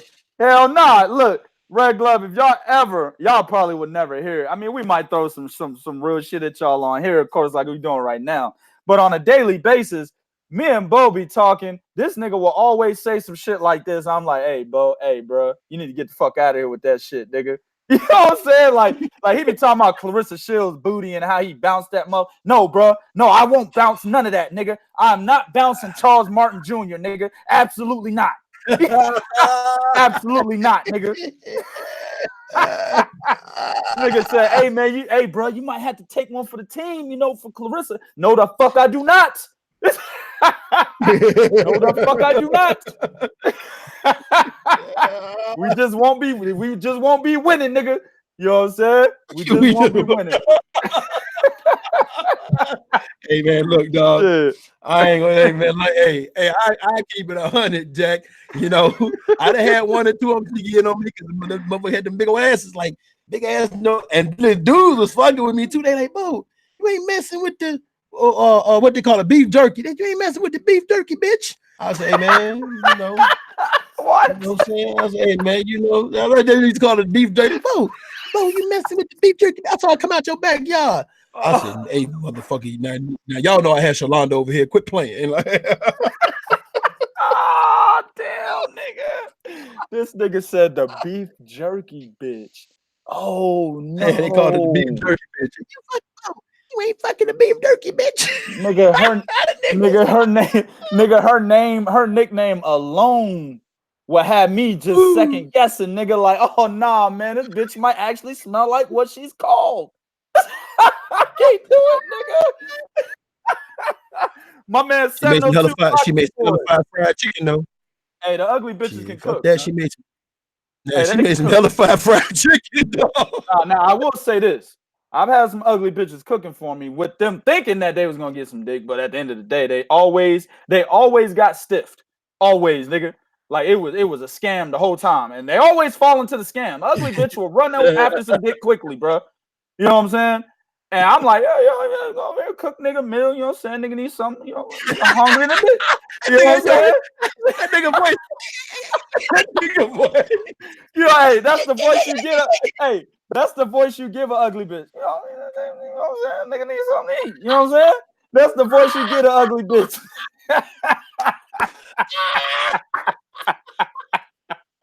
You know what I'm saying?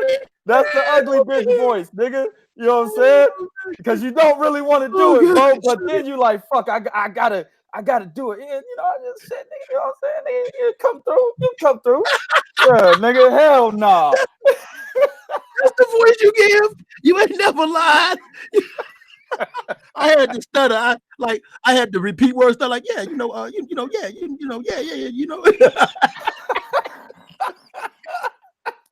Oh man, we just went off on a motherfucking tangent, bro. Oh man, what's next, man? Oh, this is my turn. Okay, let me go ahead, man. All right, man. Hold on, dog. Time out, man. Let me tell y'all something, dog.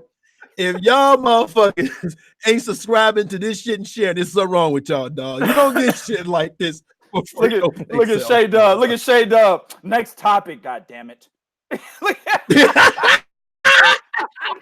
Hey, look. Shay, when she see me, she gonna slap me upside my head for shit I didn't do, and the fact I fucked the ugly girl. You mother, just fucking up ugly. I'm telling you, bro. Oh man, I'm over here sweating, bro. That's fucked up, man. What you got, dog? Andy Ruiz, dog, is out here in these streets. In these streets. He's saying that Joshua not a good boxer. He up here, he's saying, listen, I ain't worried about beating Joshua in the rematch. He's not a good boxer at all, period. Joshua just not a good boxer. He don't do these, he just don't do nothing right. Well, the problem with that Andy Ruiz is this, and I say this all the time, because now on this show, we keep it 100. We don't play favorites because we don't have favorites. Right. You know what I'm saying? Like, put it like this. Do y'all know who my favorite fighter is? My favorite fighter is motherfucking 2K. Because in a foxhole, and I say fighter because I've been in a foxhole with the nigga, so I know in a foxhole this nigga go. That's my favorite motherfucking fighter right there. Right? Absolutely. Ain't no motherfucker in professional boxing my favorite fighter because I can keep it a buck, right? So, Andy Ruiz, you don't win a gold medal by not being a good boxer. I'm sorry, bro. Matter of fact, Andy, you don't become a unified champion gobbling up 3 belts by not being a good fighter. As a matter of fact, Andy, you can't even be the second highest paid boxer in boxing without being a good fight. And just for the record, Andy, it was this not so good fight that put you on your flabby ass. Mm-hmm. And he wasn't even fully there. Okay.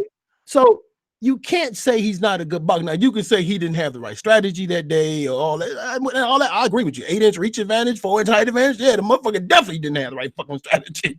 Okay. We can all admit that. Okay? Hell yeah. But don't get ahead of yourself from this victory. And this was my biggest fear.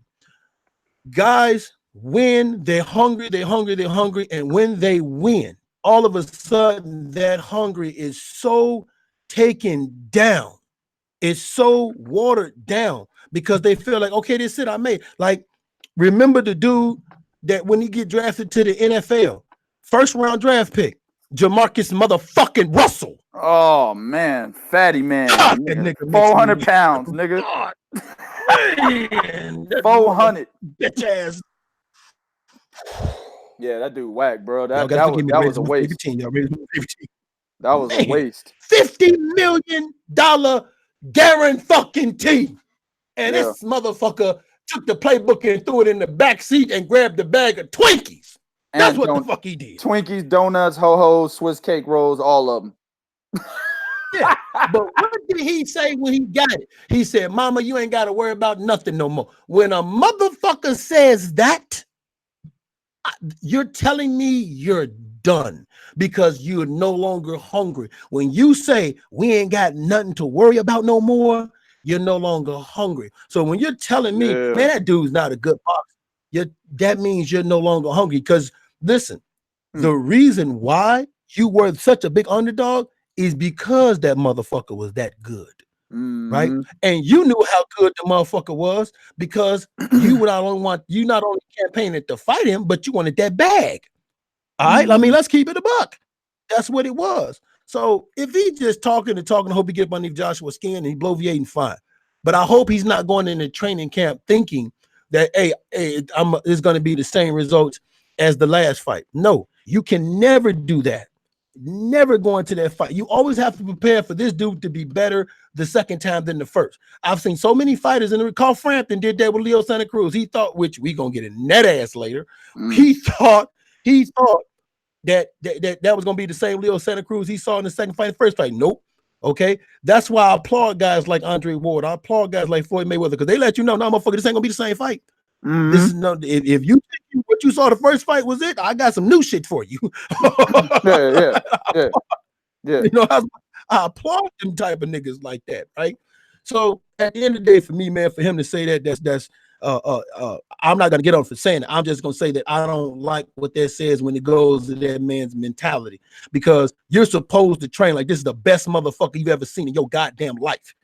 because that's how you trained the first time, and that's how you won because you trained like that. Don't you know what I'm saying? Like, don't let business getting that.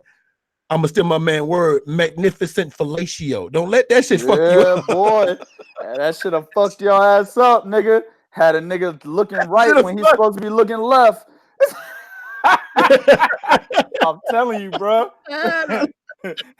nigga, that shit will fuck around how you going to work on your off day. Like, damn, nigga, am I supposed to be here right now? Your Honor, guilty as charged. Your Honor, guilty as charged. Exactly, bro.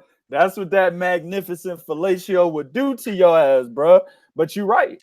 And I think a lot of the attention is starting to get to him a little bit. Listen, man, I'm not anti-Ruiz, even though my man, he not in the chat today, but my man Blake Whitehead, one of the guys that heads the promotion for 3kingsboxing.com, he said he thinks I'm anti-Ruiz. I'm not anti-Ruiz. And he seems to think I'm anti-Ruiz because he's fat. You know, I'm a dude that's in shape. So he's saying I'm anti-Ruiz because he's fat. That's not true at all. You know what I'm saying? My thing is, while I do have reserves about guys being in shape and sports in general, football, basketball, boxing, regardless, if you're not in shape, I do look at you with a fucked up eye, kind of like Tevin Farmer. But at the end of the day, you know what I'm saying? I don't say that you can't achieve something because you're not in shape. I don't say that. All right. But my thing is this. I'm not anti-Ruiz. Let me preface that. But I do believe that all of this publicity is starting to get to his head a little bit, man. You know what I'm saying? You got to understand, man, when he won these titles, dog, the motherfucker got a parade. You know, he went to Mexico. He got to meet high-ranking politicians, the president, you know what I'm saying, over there. And, you know, he's got million and billion-dollar Mexican investors, not billion, but million-dollar Mexican investors talking about that. They Triple J said, I'm not anti-Ruiz, but I'm pro Snickers. But you got million-dollar investors from Mexico that are saying, hey, if we can't get Anthony Joshua down here for the rematch, we would like to promote one of your other fights. You know what I'm saying? Of course, they're saying that now. Ruiz fuck around, get knocked out in the rematch. They're going to be like, what? Never mind. What, nigga? I don't give a fuck what I said, nigga. That's what they're going to say. But when they play cards, renege. Hell yeah, renege. Yeah. No, my bad. Renege. Exactly. So they saying that right now off the strength that they think Ruiz repeats. You know what I'm saying? But all of these things, and then of course the magnificent fellatio is the icing on the cake. I mean, it happened so quickly, bro. It happened. When did he beat him, dog? I can't even fucking remember. When was it? June 1st. It is now June 24th, dog. And 23 days, this nigga has gone through all of this. Sponsorships from Snickers. This nigga is getting free admission at all the top buffets, nigga. You know what I'm saying? Free admission. Oh, this Andy Ruiz. Let that nigga eat. You know what I'm saying? Like, this is the greatest thing that's ever happened to him in 23 days. You know what I'm saying? Don't worry about the bill. It's on us, champ. Don't worry about it. Exactly. 23 days is 3 weeks. Don't worry about the bill. It's on us, champ. Yeah. 23 days is only 3 weeks and 2 days, man. That's 23 days, man. You know what I'm saying? So there's a whole lot going on for Andy Ruiz. It's such a short amount of time. You got to worry about his mental state. And don't think it's going to stop. It's not going to stop. It's going to continue on. You see what I'm saying? It's just like when a nigga first becomes the champ. All of the luxuries, all the pussy, all the drugs open up for you. Who said this, bro? Mike Tyson. Exactly. Mike Tyson said that once you become the champ, everything opens up. It's like a motherfucking gateway opens up and you get access to everything unlimited, bro. You see what I'm saying? So I'm just saying, I'm not anti-Ruiz. I'm just saying, you got to worry about his mental state. You know what I'm saying? And with him coming out, man, this motherfucker ain't a good boxer. Nigga, fuck this nigga, man. Nigga, I fuck this nigga up. You know what I'm saying? Nigga, amateur. For him to say something like that to an Olympic gold medalist, a guy that defeated Alexander Povetkin, a guy that defeated Vladimir Klitschko, a guy that defeated Joseph Parker, a guy that defeated Dillian Whyte, right? For him to say that about this guy, exactly, Red Glove, success is a gateway drug. That is the best way to put it. For him to say this about this particular guy now, and it could just be media, just propaganda he just spitting out there just to get everybody involved, hyped up and amped up about the fight. He could be doing that. Promotional, right? But if it's not promotional, for him to be saying that, bro, I'll worry about his mental state, real talk. You got anything to add? No, man. That's no. All right, bet, man. Let's jump into the next one, man. And somebody said earlier in the chat when we was talking about them Puerto Ricans biting all that dust. I know exactly what it was. My man God Klaus Shango. I don't know if he's still in there, but he came out there and said, yo. Them Cubans is No. I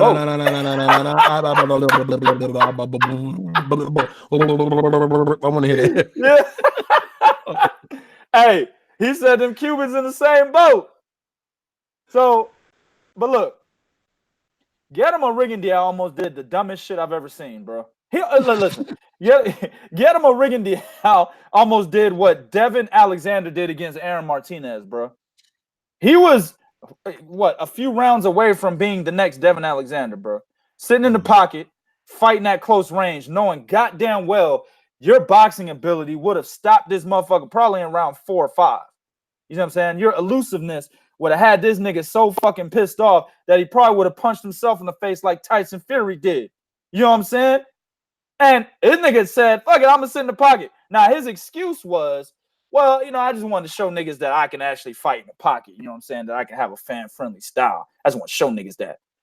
But a lot of cats out there, Bo, are saying that at 38 years old, minus, the Cuban buffer we like to put on there with the Cuban buffer, at 48 years old, Guillermo Rigondeaux may have lost his legs, man. What do you think about that, bro? Is that true?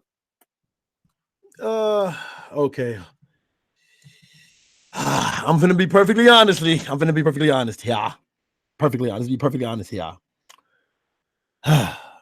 Yes, I think that's very well true. I think, listen, no boxer with Rigo's ability and skill all of a sudden decides to sit in the pocket because that's just something they want to do. Yep. And then on top of that, Rigo, who, if you go back and you watch when he fought Rico Ramos, if you go back and watch when he fought what's that dude named Mannequin? I can't. It's like Mannequin or Roberto Marquin.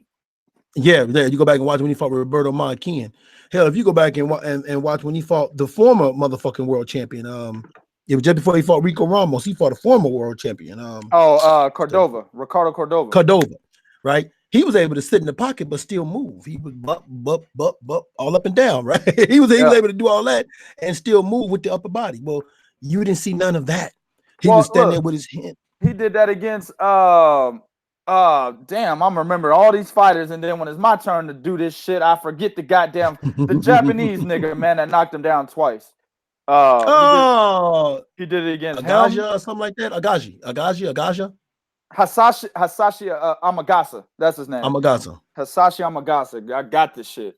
And then he did it against Jazza Dickens, sitting in the pocket, moving and shit. Yeah. That's all. Yeah, we could name more recent fights. But go ahead. Well, yeah.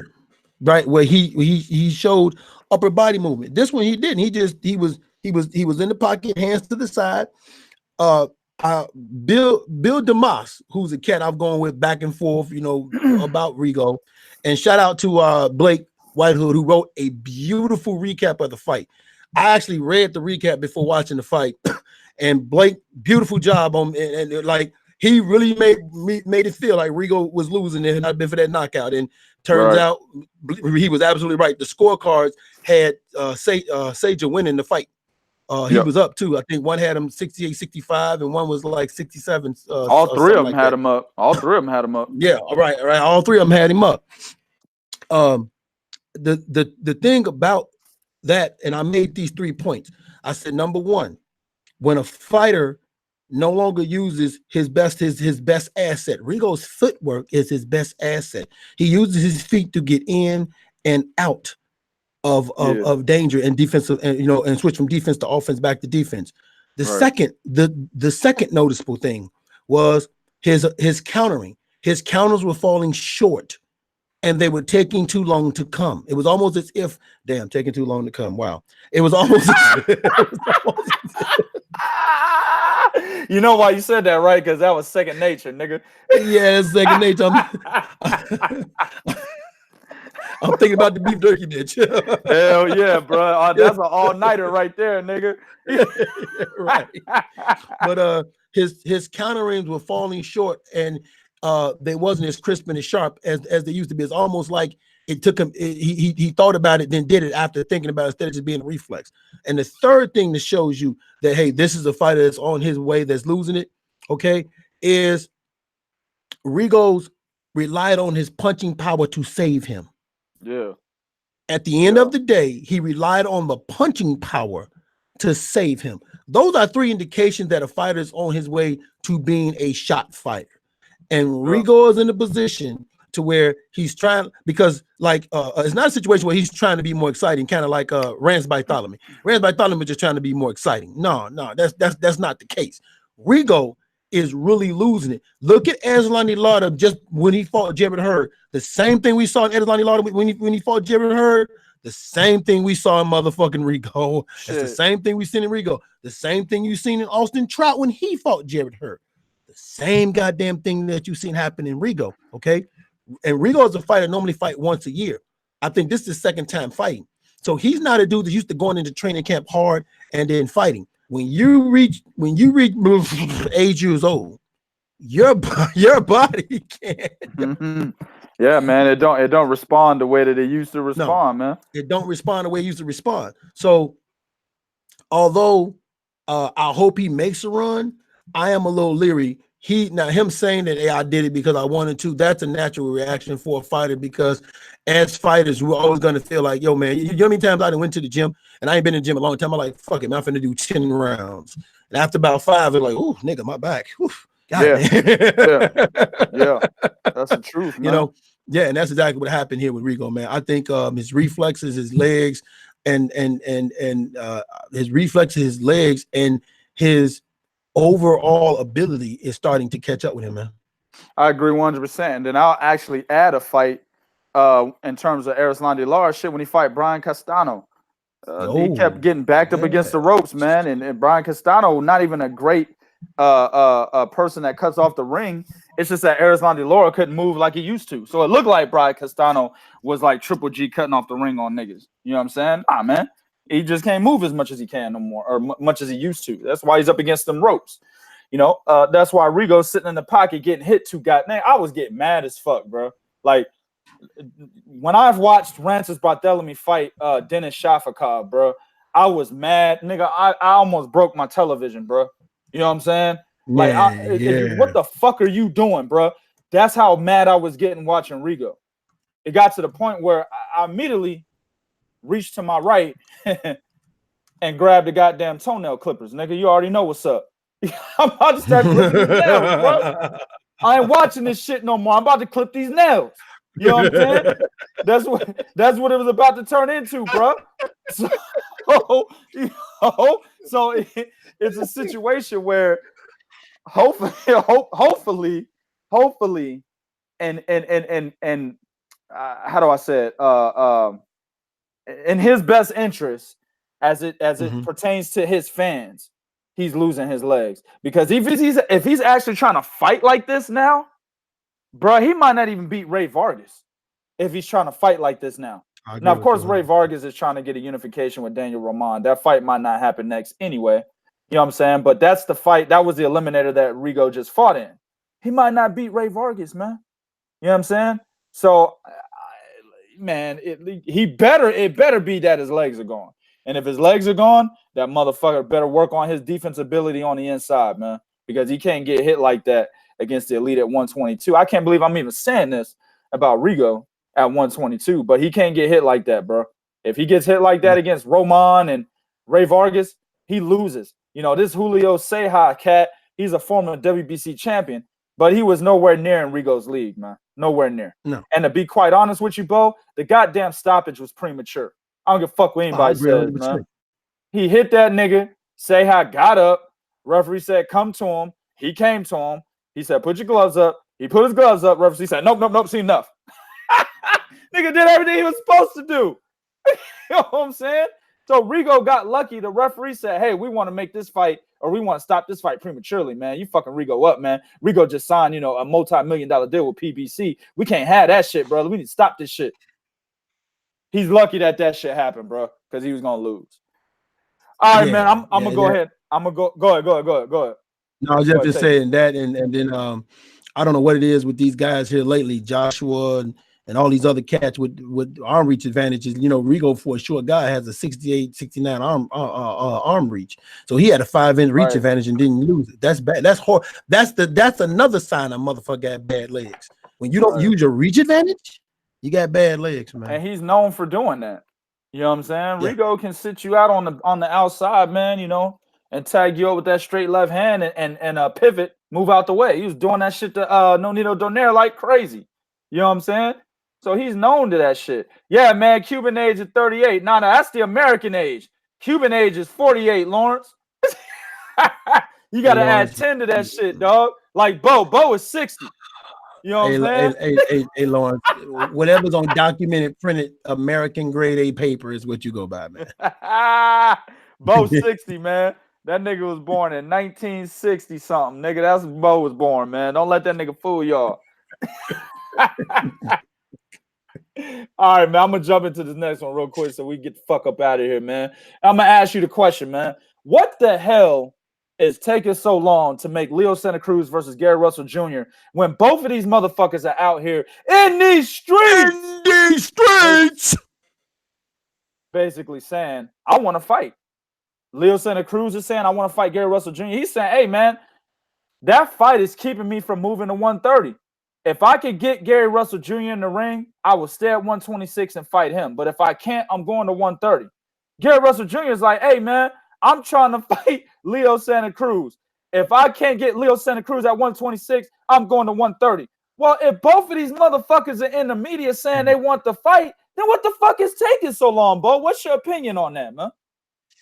I find it ironic how both of these niggas talking about some going to 130 if they can't fight each other.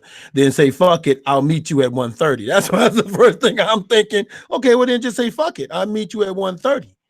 Okay, if that's the case, well, if I can't get a big fight at 126, I'm gonna go to 130. Well, then fuck it, go to 130. Because the fact of you saying if I can't get a big, what do you mean if you can't get a big fight?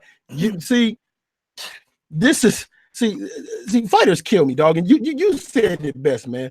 Fighters need to have their own PR team, you know, because they're not very smart, right? Mm-hmm. Nigga, you don't say if I can't get a big fight. Your talk should be, oh, that I won't get Russell. That's right. It should be that plain and simple. Fuck, why are you telling me about moving? I won't Gary Russell.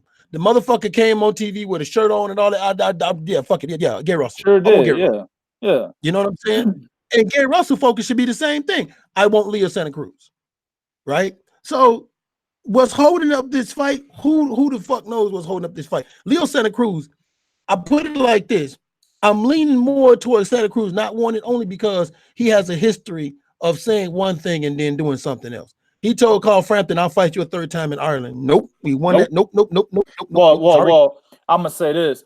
Leo Santa Cruz has a history of letting his dad dictate what's going to happen next. Hell, his dad is dictating the move to 130. We published that article fucking months ago. Sure, his dad is the one that came out and said, hey, nigga, we about to move to 130. You don't get these unifications. Now Leo Santa Cruz is saying that I'm about to move to 130, Holmes, if I don't get the fucking unification in. You know what I'm saying? So he's seconding it now. He seconded, and look. Leo Santa Cruz was in these motherfucking streets talking about, yeah, man, give me $3 million to fight Guillermo Rigondeaux. And then his dad was like, nah, nigga, you ain't fighting no motherfucking Rigo. Then Leo Santa Cruz said, well, never mind, don't even $3 million, nigga. We just not fighting him. You know what I'm saying? He has a history of letting his dad dictate what the fuck he gonna do. But go ahead, man.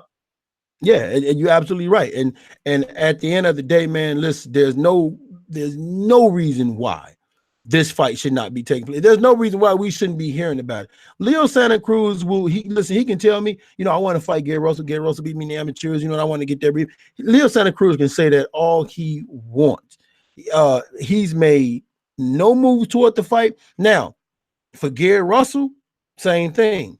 Yeah, you want a shirt that's like, for me, niggas need to be on a motherfucker's head You know what I'm saying? They need to be on their head in social media, or you need to be on this. You need to be on dude's neck when you hear him interviewing. You should run over to, yo, what's up? I want to fight you. You know what I'm saying? You know what I'm saying? Pull an Edelani Lada and shit. Hey man, hey no, fuck that. Tell Oscar sit down. No, what's up, dog? Yeah. You gonna fight me or what? Yeah. You know. So man, between these two dudes, and I'm not trying to talk bad about him. But right about now, see, Tevin Farmer and Tank Davis done pissed me off to the point I only want to hear what nobody on social media got to say about fighting somebody else. These young niggas done pissed me the fuck off, dog. Like, real talk. This shit don't make no sense. We get lower weight division cats. We get women in the ring before we get big women matchup fights before we get that. Some bullshit, man. Yeah. Motherfucking bullshit. I wrote an article and I said myself, the 126-pound motherfucking division is horrible. Have not had a unification matchup at 126. Gary Russell Jr. is the longest reigning motherfucking champion, fighting once a goddamn year. He won the title back in 2015. He's the longest reigning motherfucking champion. Have not had a unification matchup. Oscar Valdez was trying to get a motherfucker.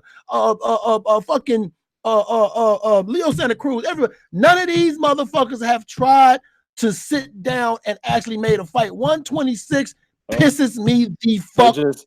They just and talking. The bad part about it is 80% of them niggas at 126 are PBC motherfucking dudes. Absolutely. Bo got so mad, this nigga went out. Y'all done pissed Bo off so bad, he went out. You know what I'm saying? Hello? Can you hear me? Hello? Yeah, we hear you, man. Go ahead. My shit, my bad. I lost. I was talking and didn't realize I went out. I was still talking, man. But that's how mad you get, though. That's why I try to tell niggas, don't piss the old man off, man. You know what I'm saying? Look, all y'all gotta do is fight, Gary. Leo, just fight, man. Stop pissing the old man off, man. You know what I'm saying? Nigga breaking his equipment, nigga knocking shit down to the floor. Don't piss the old man off. Just get in the fucking ring, dog. You know, Lawrence Williams said something that's kind of ironic. He said they should put Leo versus Gary Russell Jr. on the Wilder Ortiz card in LA. Leo is a big draw there. I agree. If they can get it done, they should do that. But what's ironic is they were going to put Leo and Gary Russell Jr. on the undercard of Wilder versus Fury on December 1st of last year. They were going to do that. And the fight was damn near signed, sealed, and delivered. But they didn't. Something happened at the end of at the last minute. What I got word of was training camp was not going to be enough relative to when they actually got the deal done. You know what I'm saying? It wasn't going to be enough time for training camp. So they both, mutually was like, well, shit, we need more time. This is a huge fight. We're not going to be able to do it. So that's what happened last year. You know what I'm saying? So with that being said, it kind of tells me, Bo, if y'all is still there. I don't know if you're still there. Yeah, I'm still in my blood pressure. I got cool. blood pressure. My head hurt, dog. I got my blood pressure. I got a headache and shit, nigga. Look, I don't know if nigga, man. I don't know if if it's actually the fighters that are causing this hang up, because they were actually signed, sealed, and delivered a fight last year.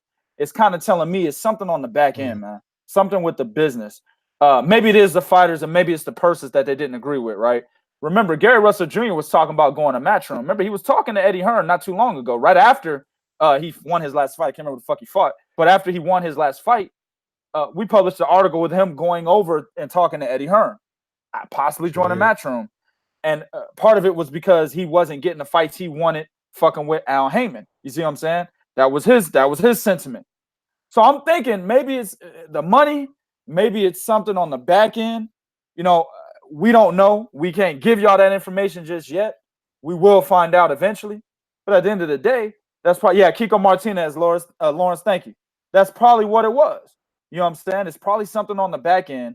Both guys are being disgruntled because for some reason the business is not clicking and the fight's not happening. So I don't know, but these motherfuckers need to look, man. Somebody needs to come to some type of agreement. You know what I'm saying? Some type of settlement. Look, listen, man. This is what we're gonna pay y'all. This is what we're gonna pay you. If we not having this fight, I'm smacking the shit out of both of y'all niggas. You know what I'm saying? Put me in there, dog, in the negotiation room. I tell both these little niggas that. I'll slap the shit out of both of y'all niggas. Y'all don't fight right the fuck now, nigga. Man. I'm just saying. Bo, you got anything you want to add, bro? Nah, man. I add anything else, dog, I'm probably faint. blood pressure's so goddamn high right now, nigga. Shit.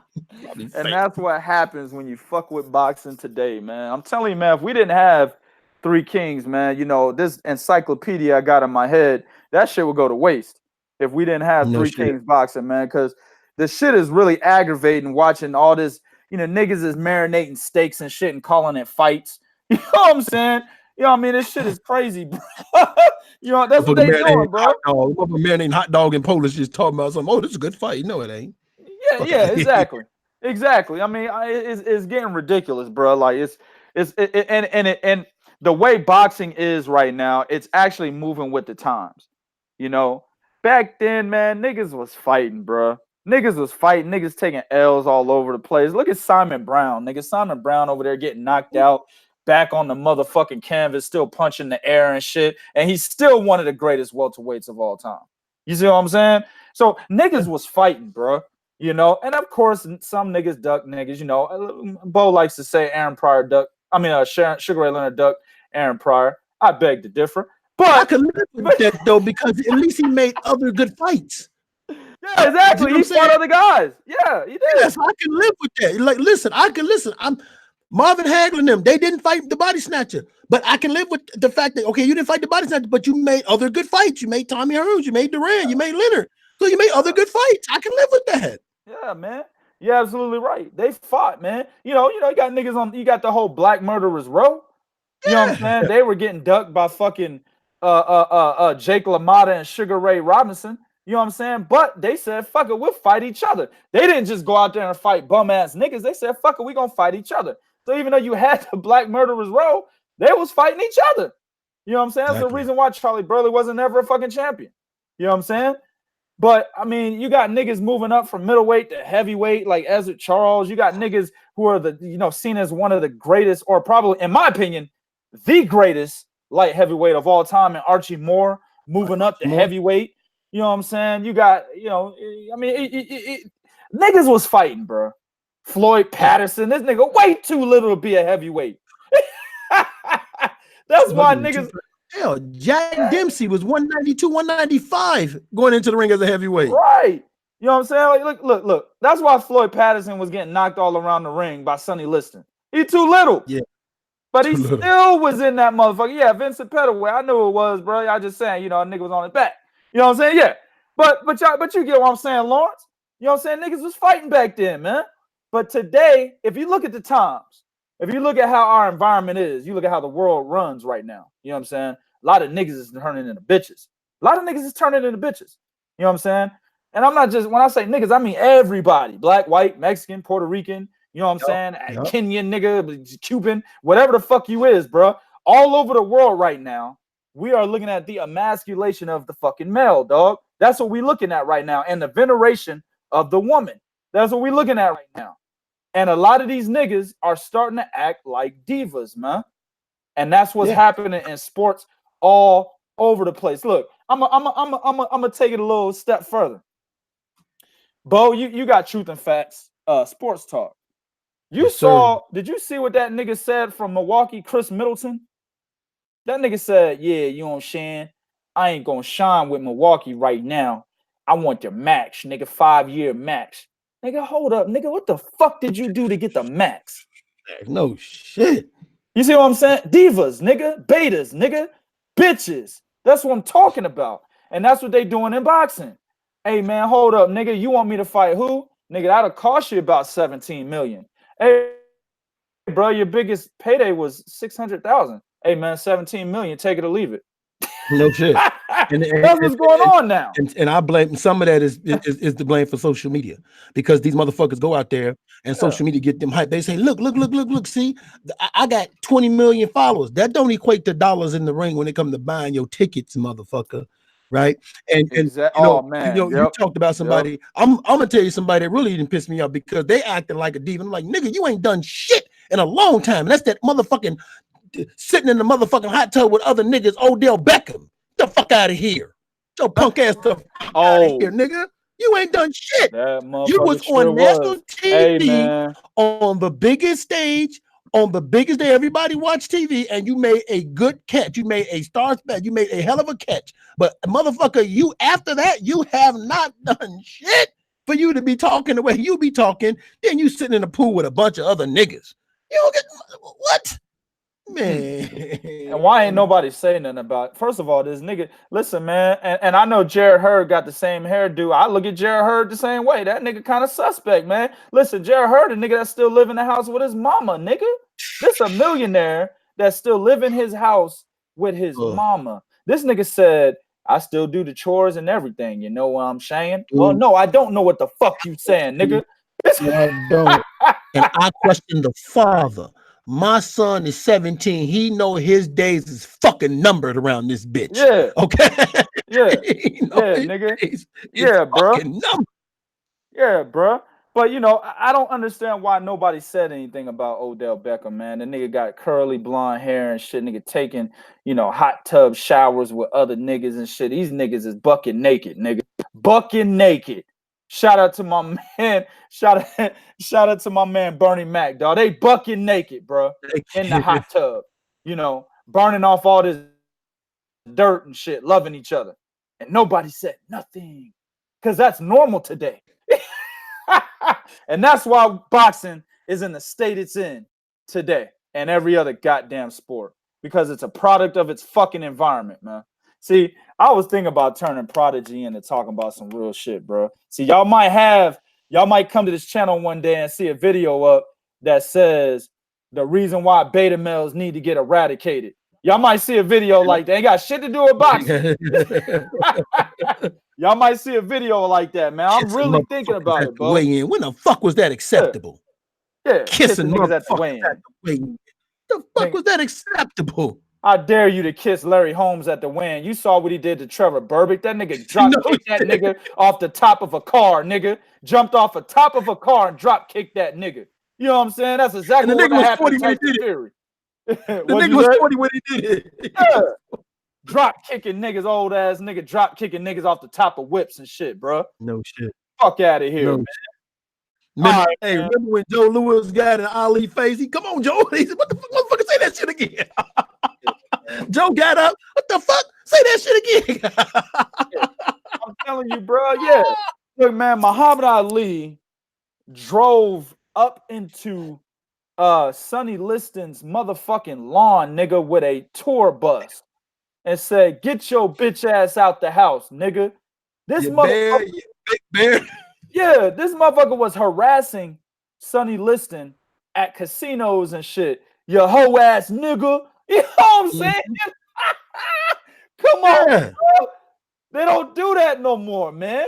Oh no, they don't now, bro.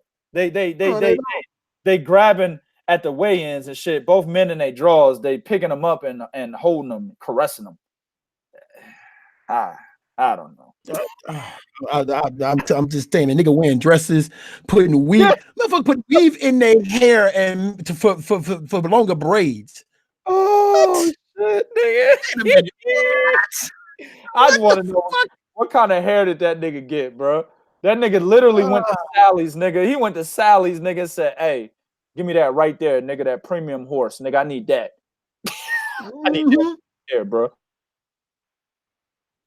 Yeah, hell yeah, Lord. Larry Donald. I remember you right, man. Larry Bowe, Riddick Bowe, 2-piece Larry Donald. I remember that fight. Exactly. 2-piece that nigga. That shit was funny as hell too, bro. He sure did. You don't see that no more. These niggas they over there faking shit like what's his name? When Jose Benavidez pushed Terrence Crawford, and Terrence Crawford came back with that right hook that missed by a mile on purpose. You know what I'm saying? Like, I looked at that, I was like, this is the fakest shit. But we pushed it as if it was real because we pushing boxing. But it was the fakest shit we seen, bro. Like, this is some fake ass shit, bro. How you missed that nigga? He was right there. You know what I'm saying? Back in the day when fighters had beef. And I can attest to this, and Prodigy can too. We was amateur fighters. If there was 2 amateur dudes that really had beef, they made niggas weigh in separately. Yeah. Because if you seen that nigga in the locker room, you was gonna get his ass. Yeah. Word up, man. Word up. Look, we got a donation right at the end. Tristan Rohr, I don't know how to say your name, but my bad.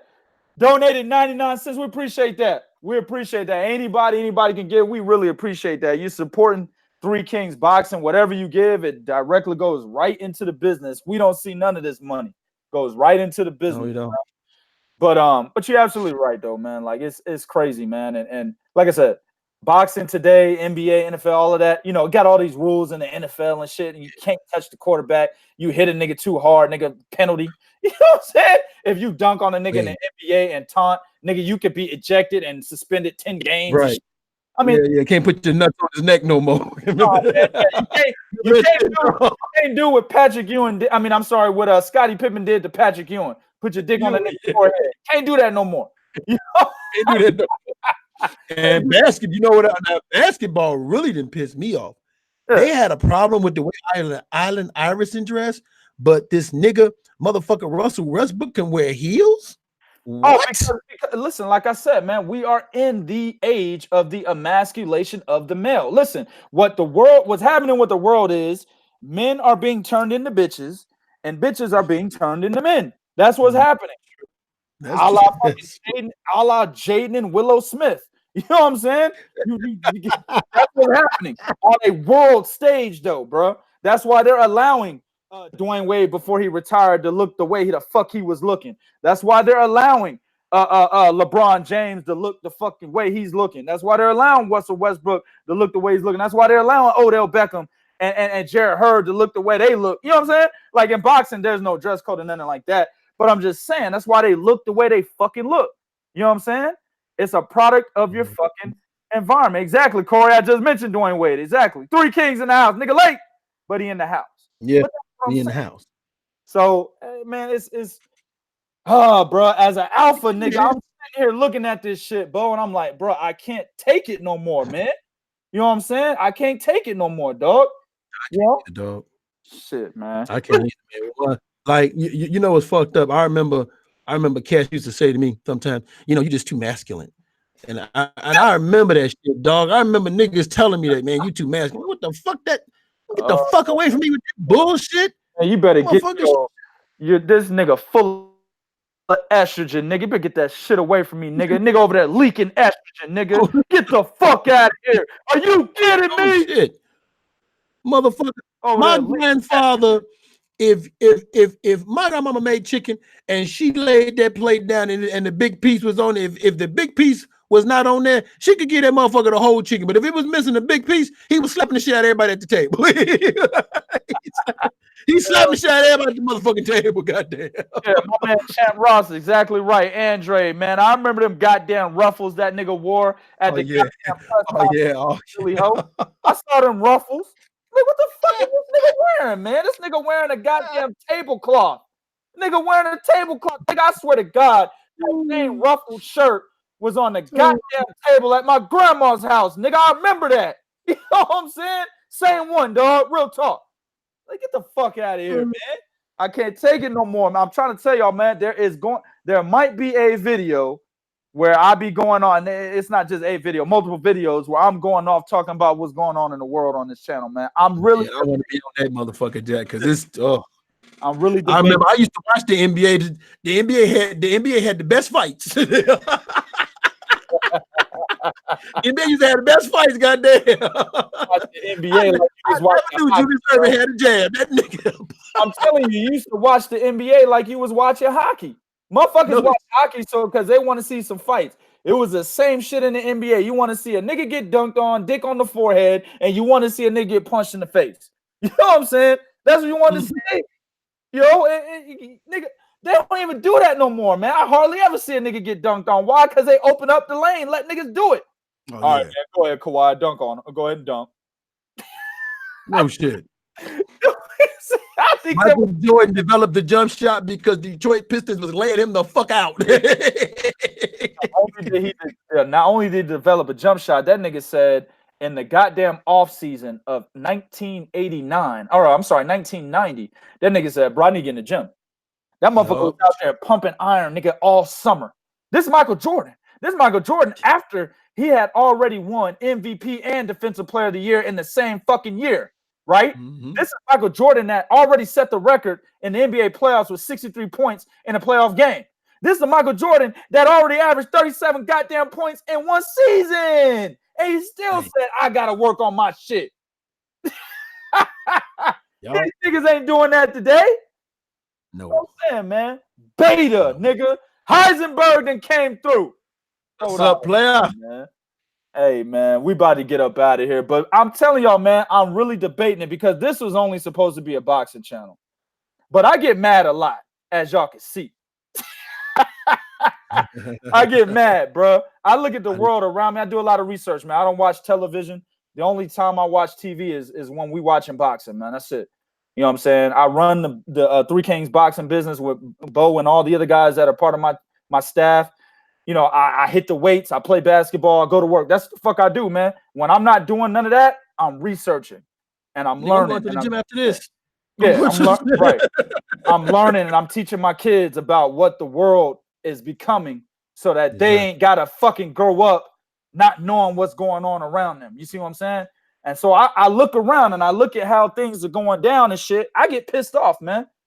You know what I'm saying? So I might turn this channel not just, you know what I'm saying, a boxing channel, but I might also be talking about real life events. And I might change the channel from Prodigy of Boxing Talk to just 2K to Prodigy. I'm really debating it, bro. I don't know. Mello said it's a fashion, bro. It's much more than a fashion, bro.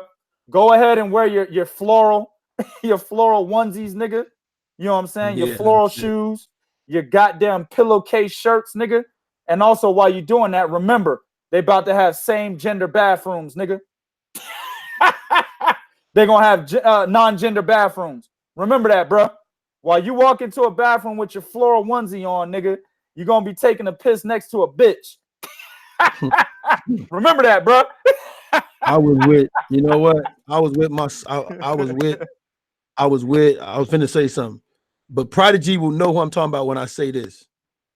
We had questions about the nigga sexuality, young kid. Yeah. Prodigy know who I'm talking about when I say that right there. Yeah.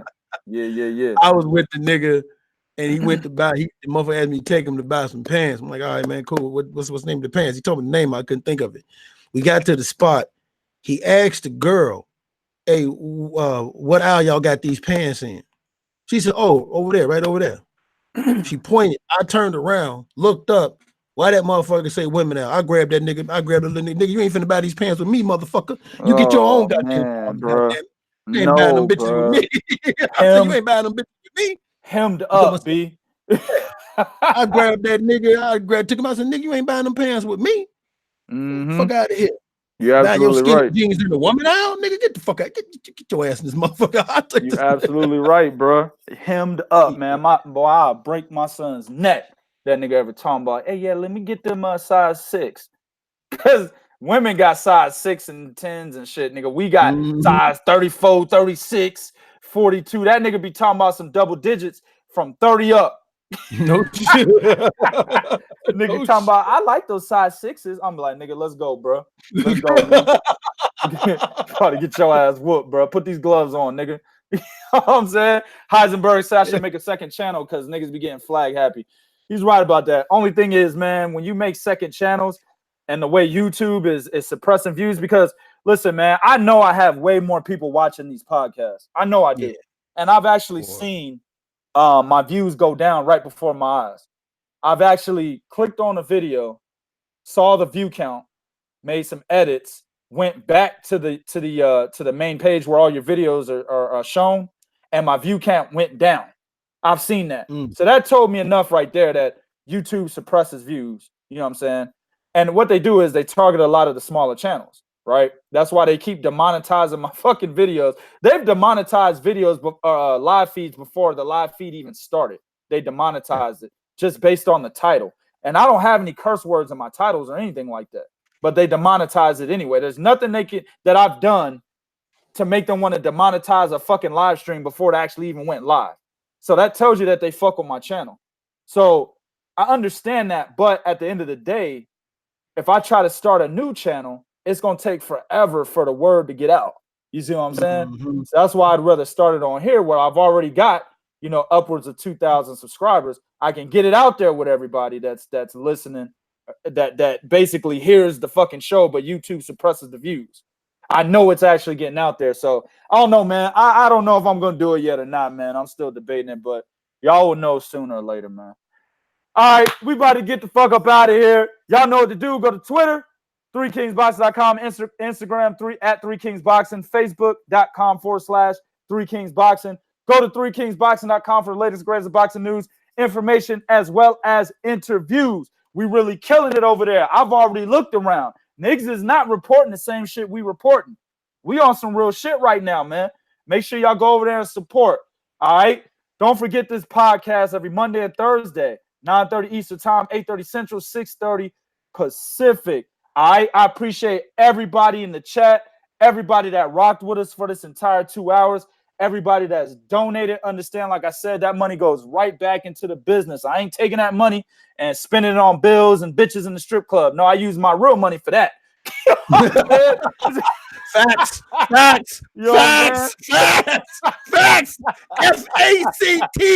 FACTSSSSS. Bo knows, he's been with me.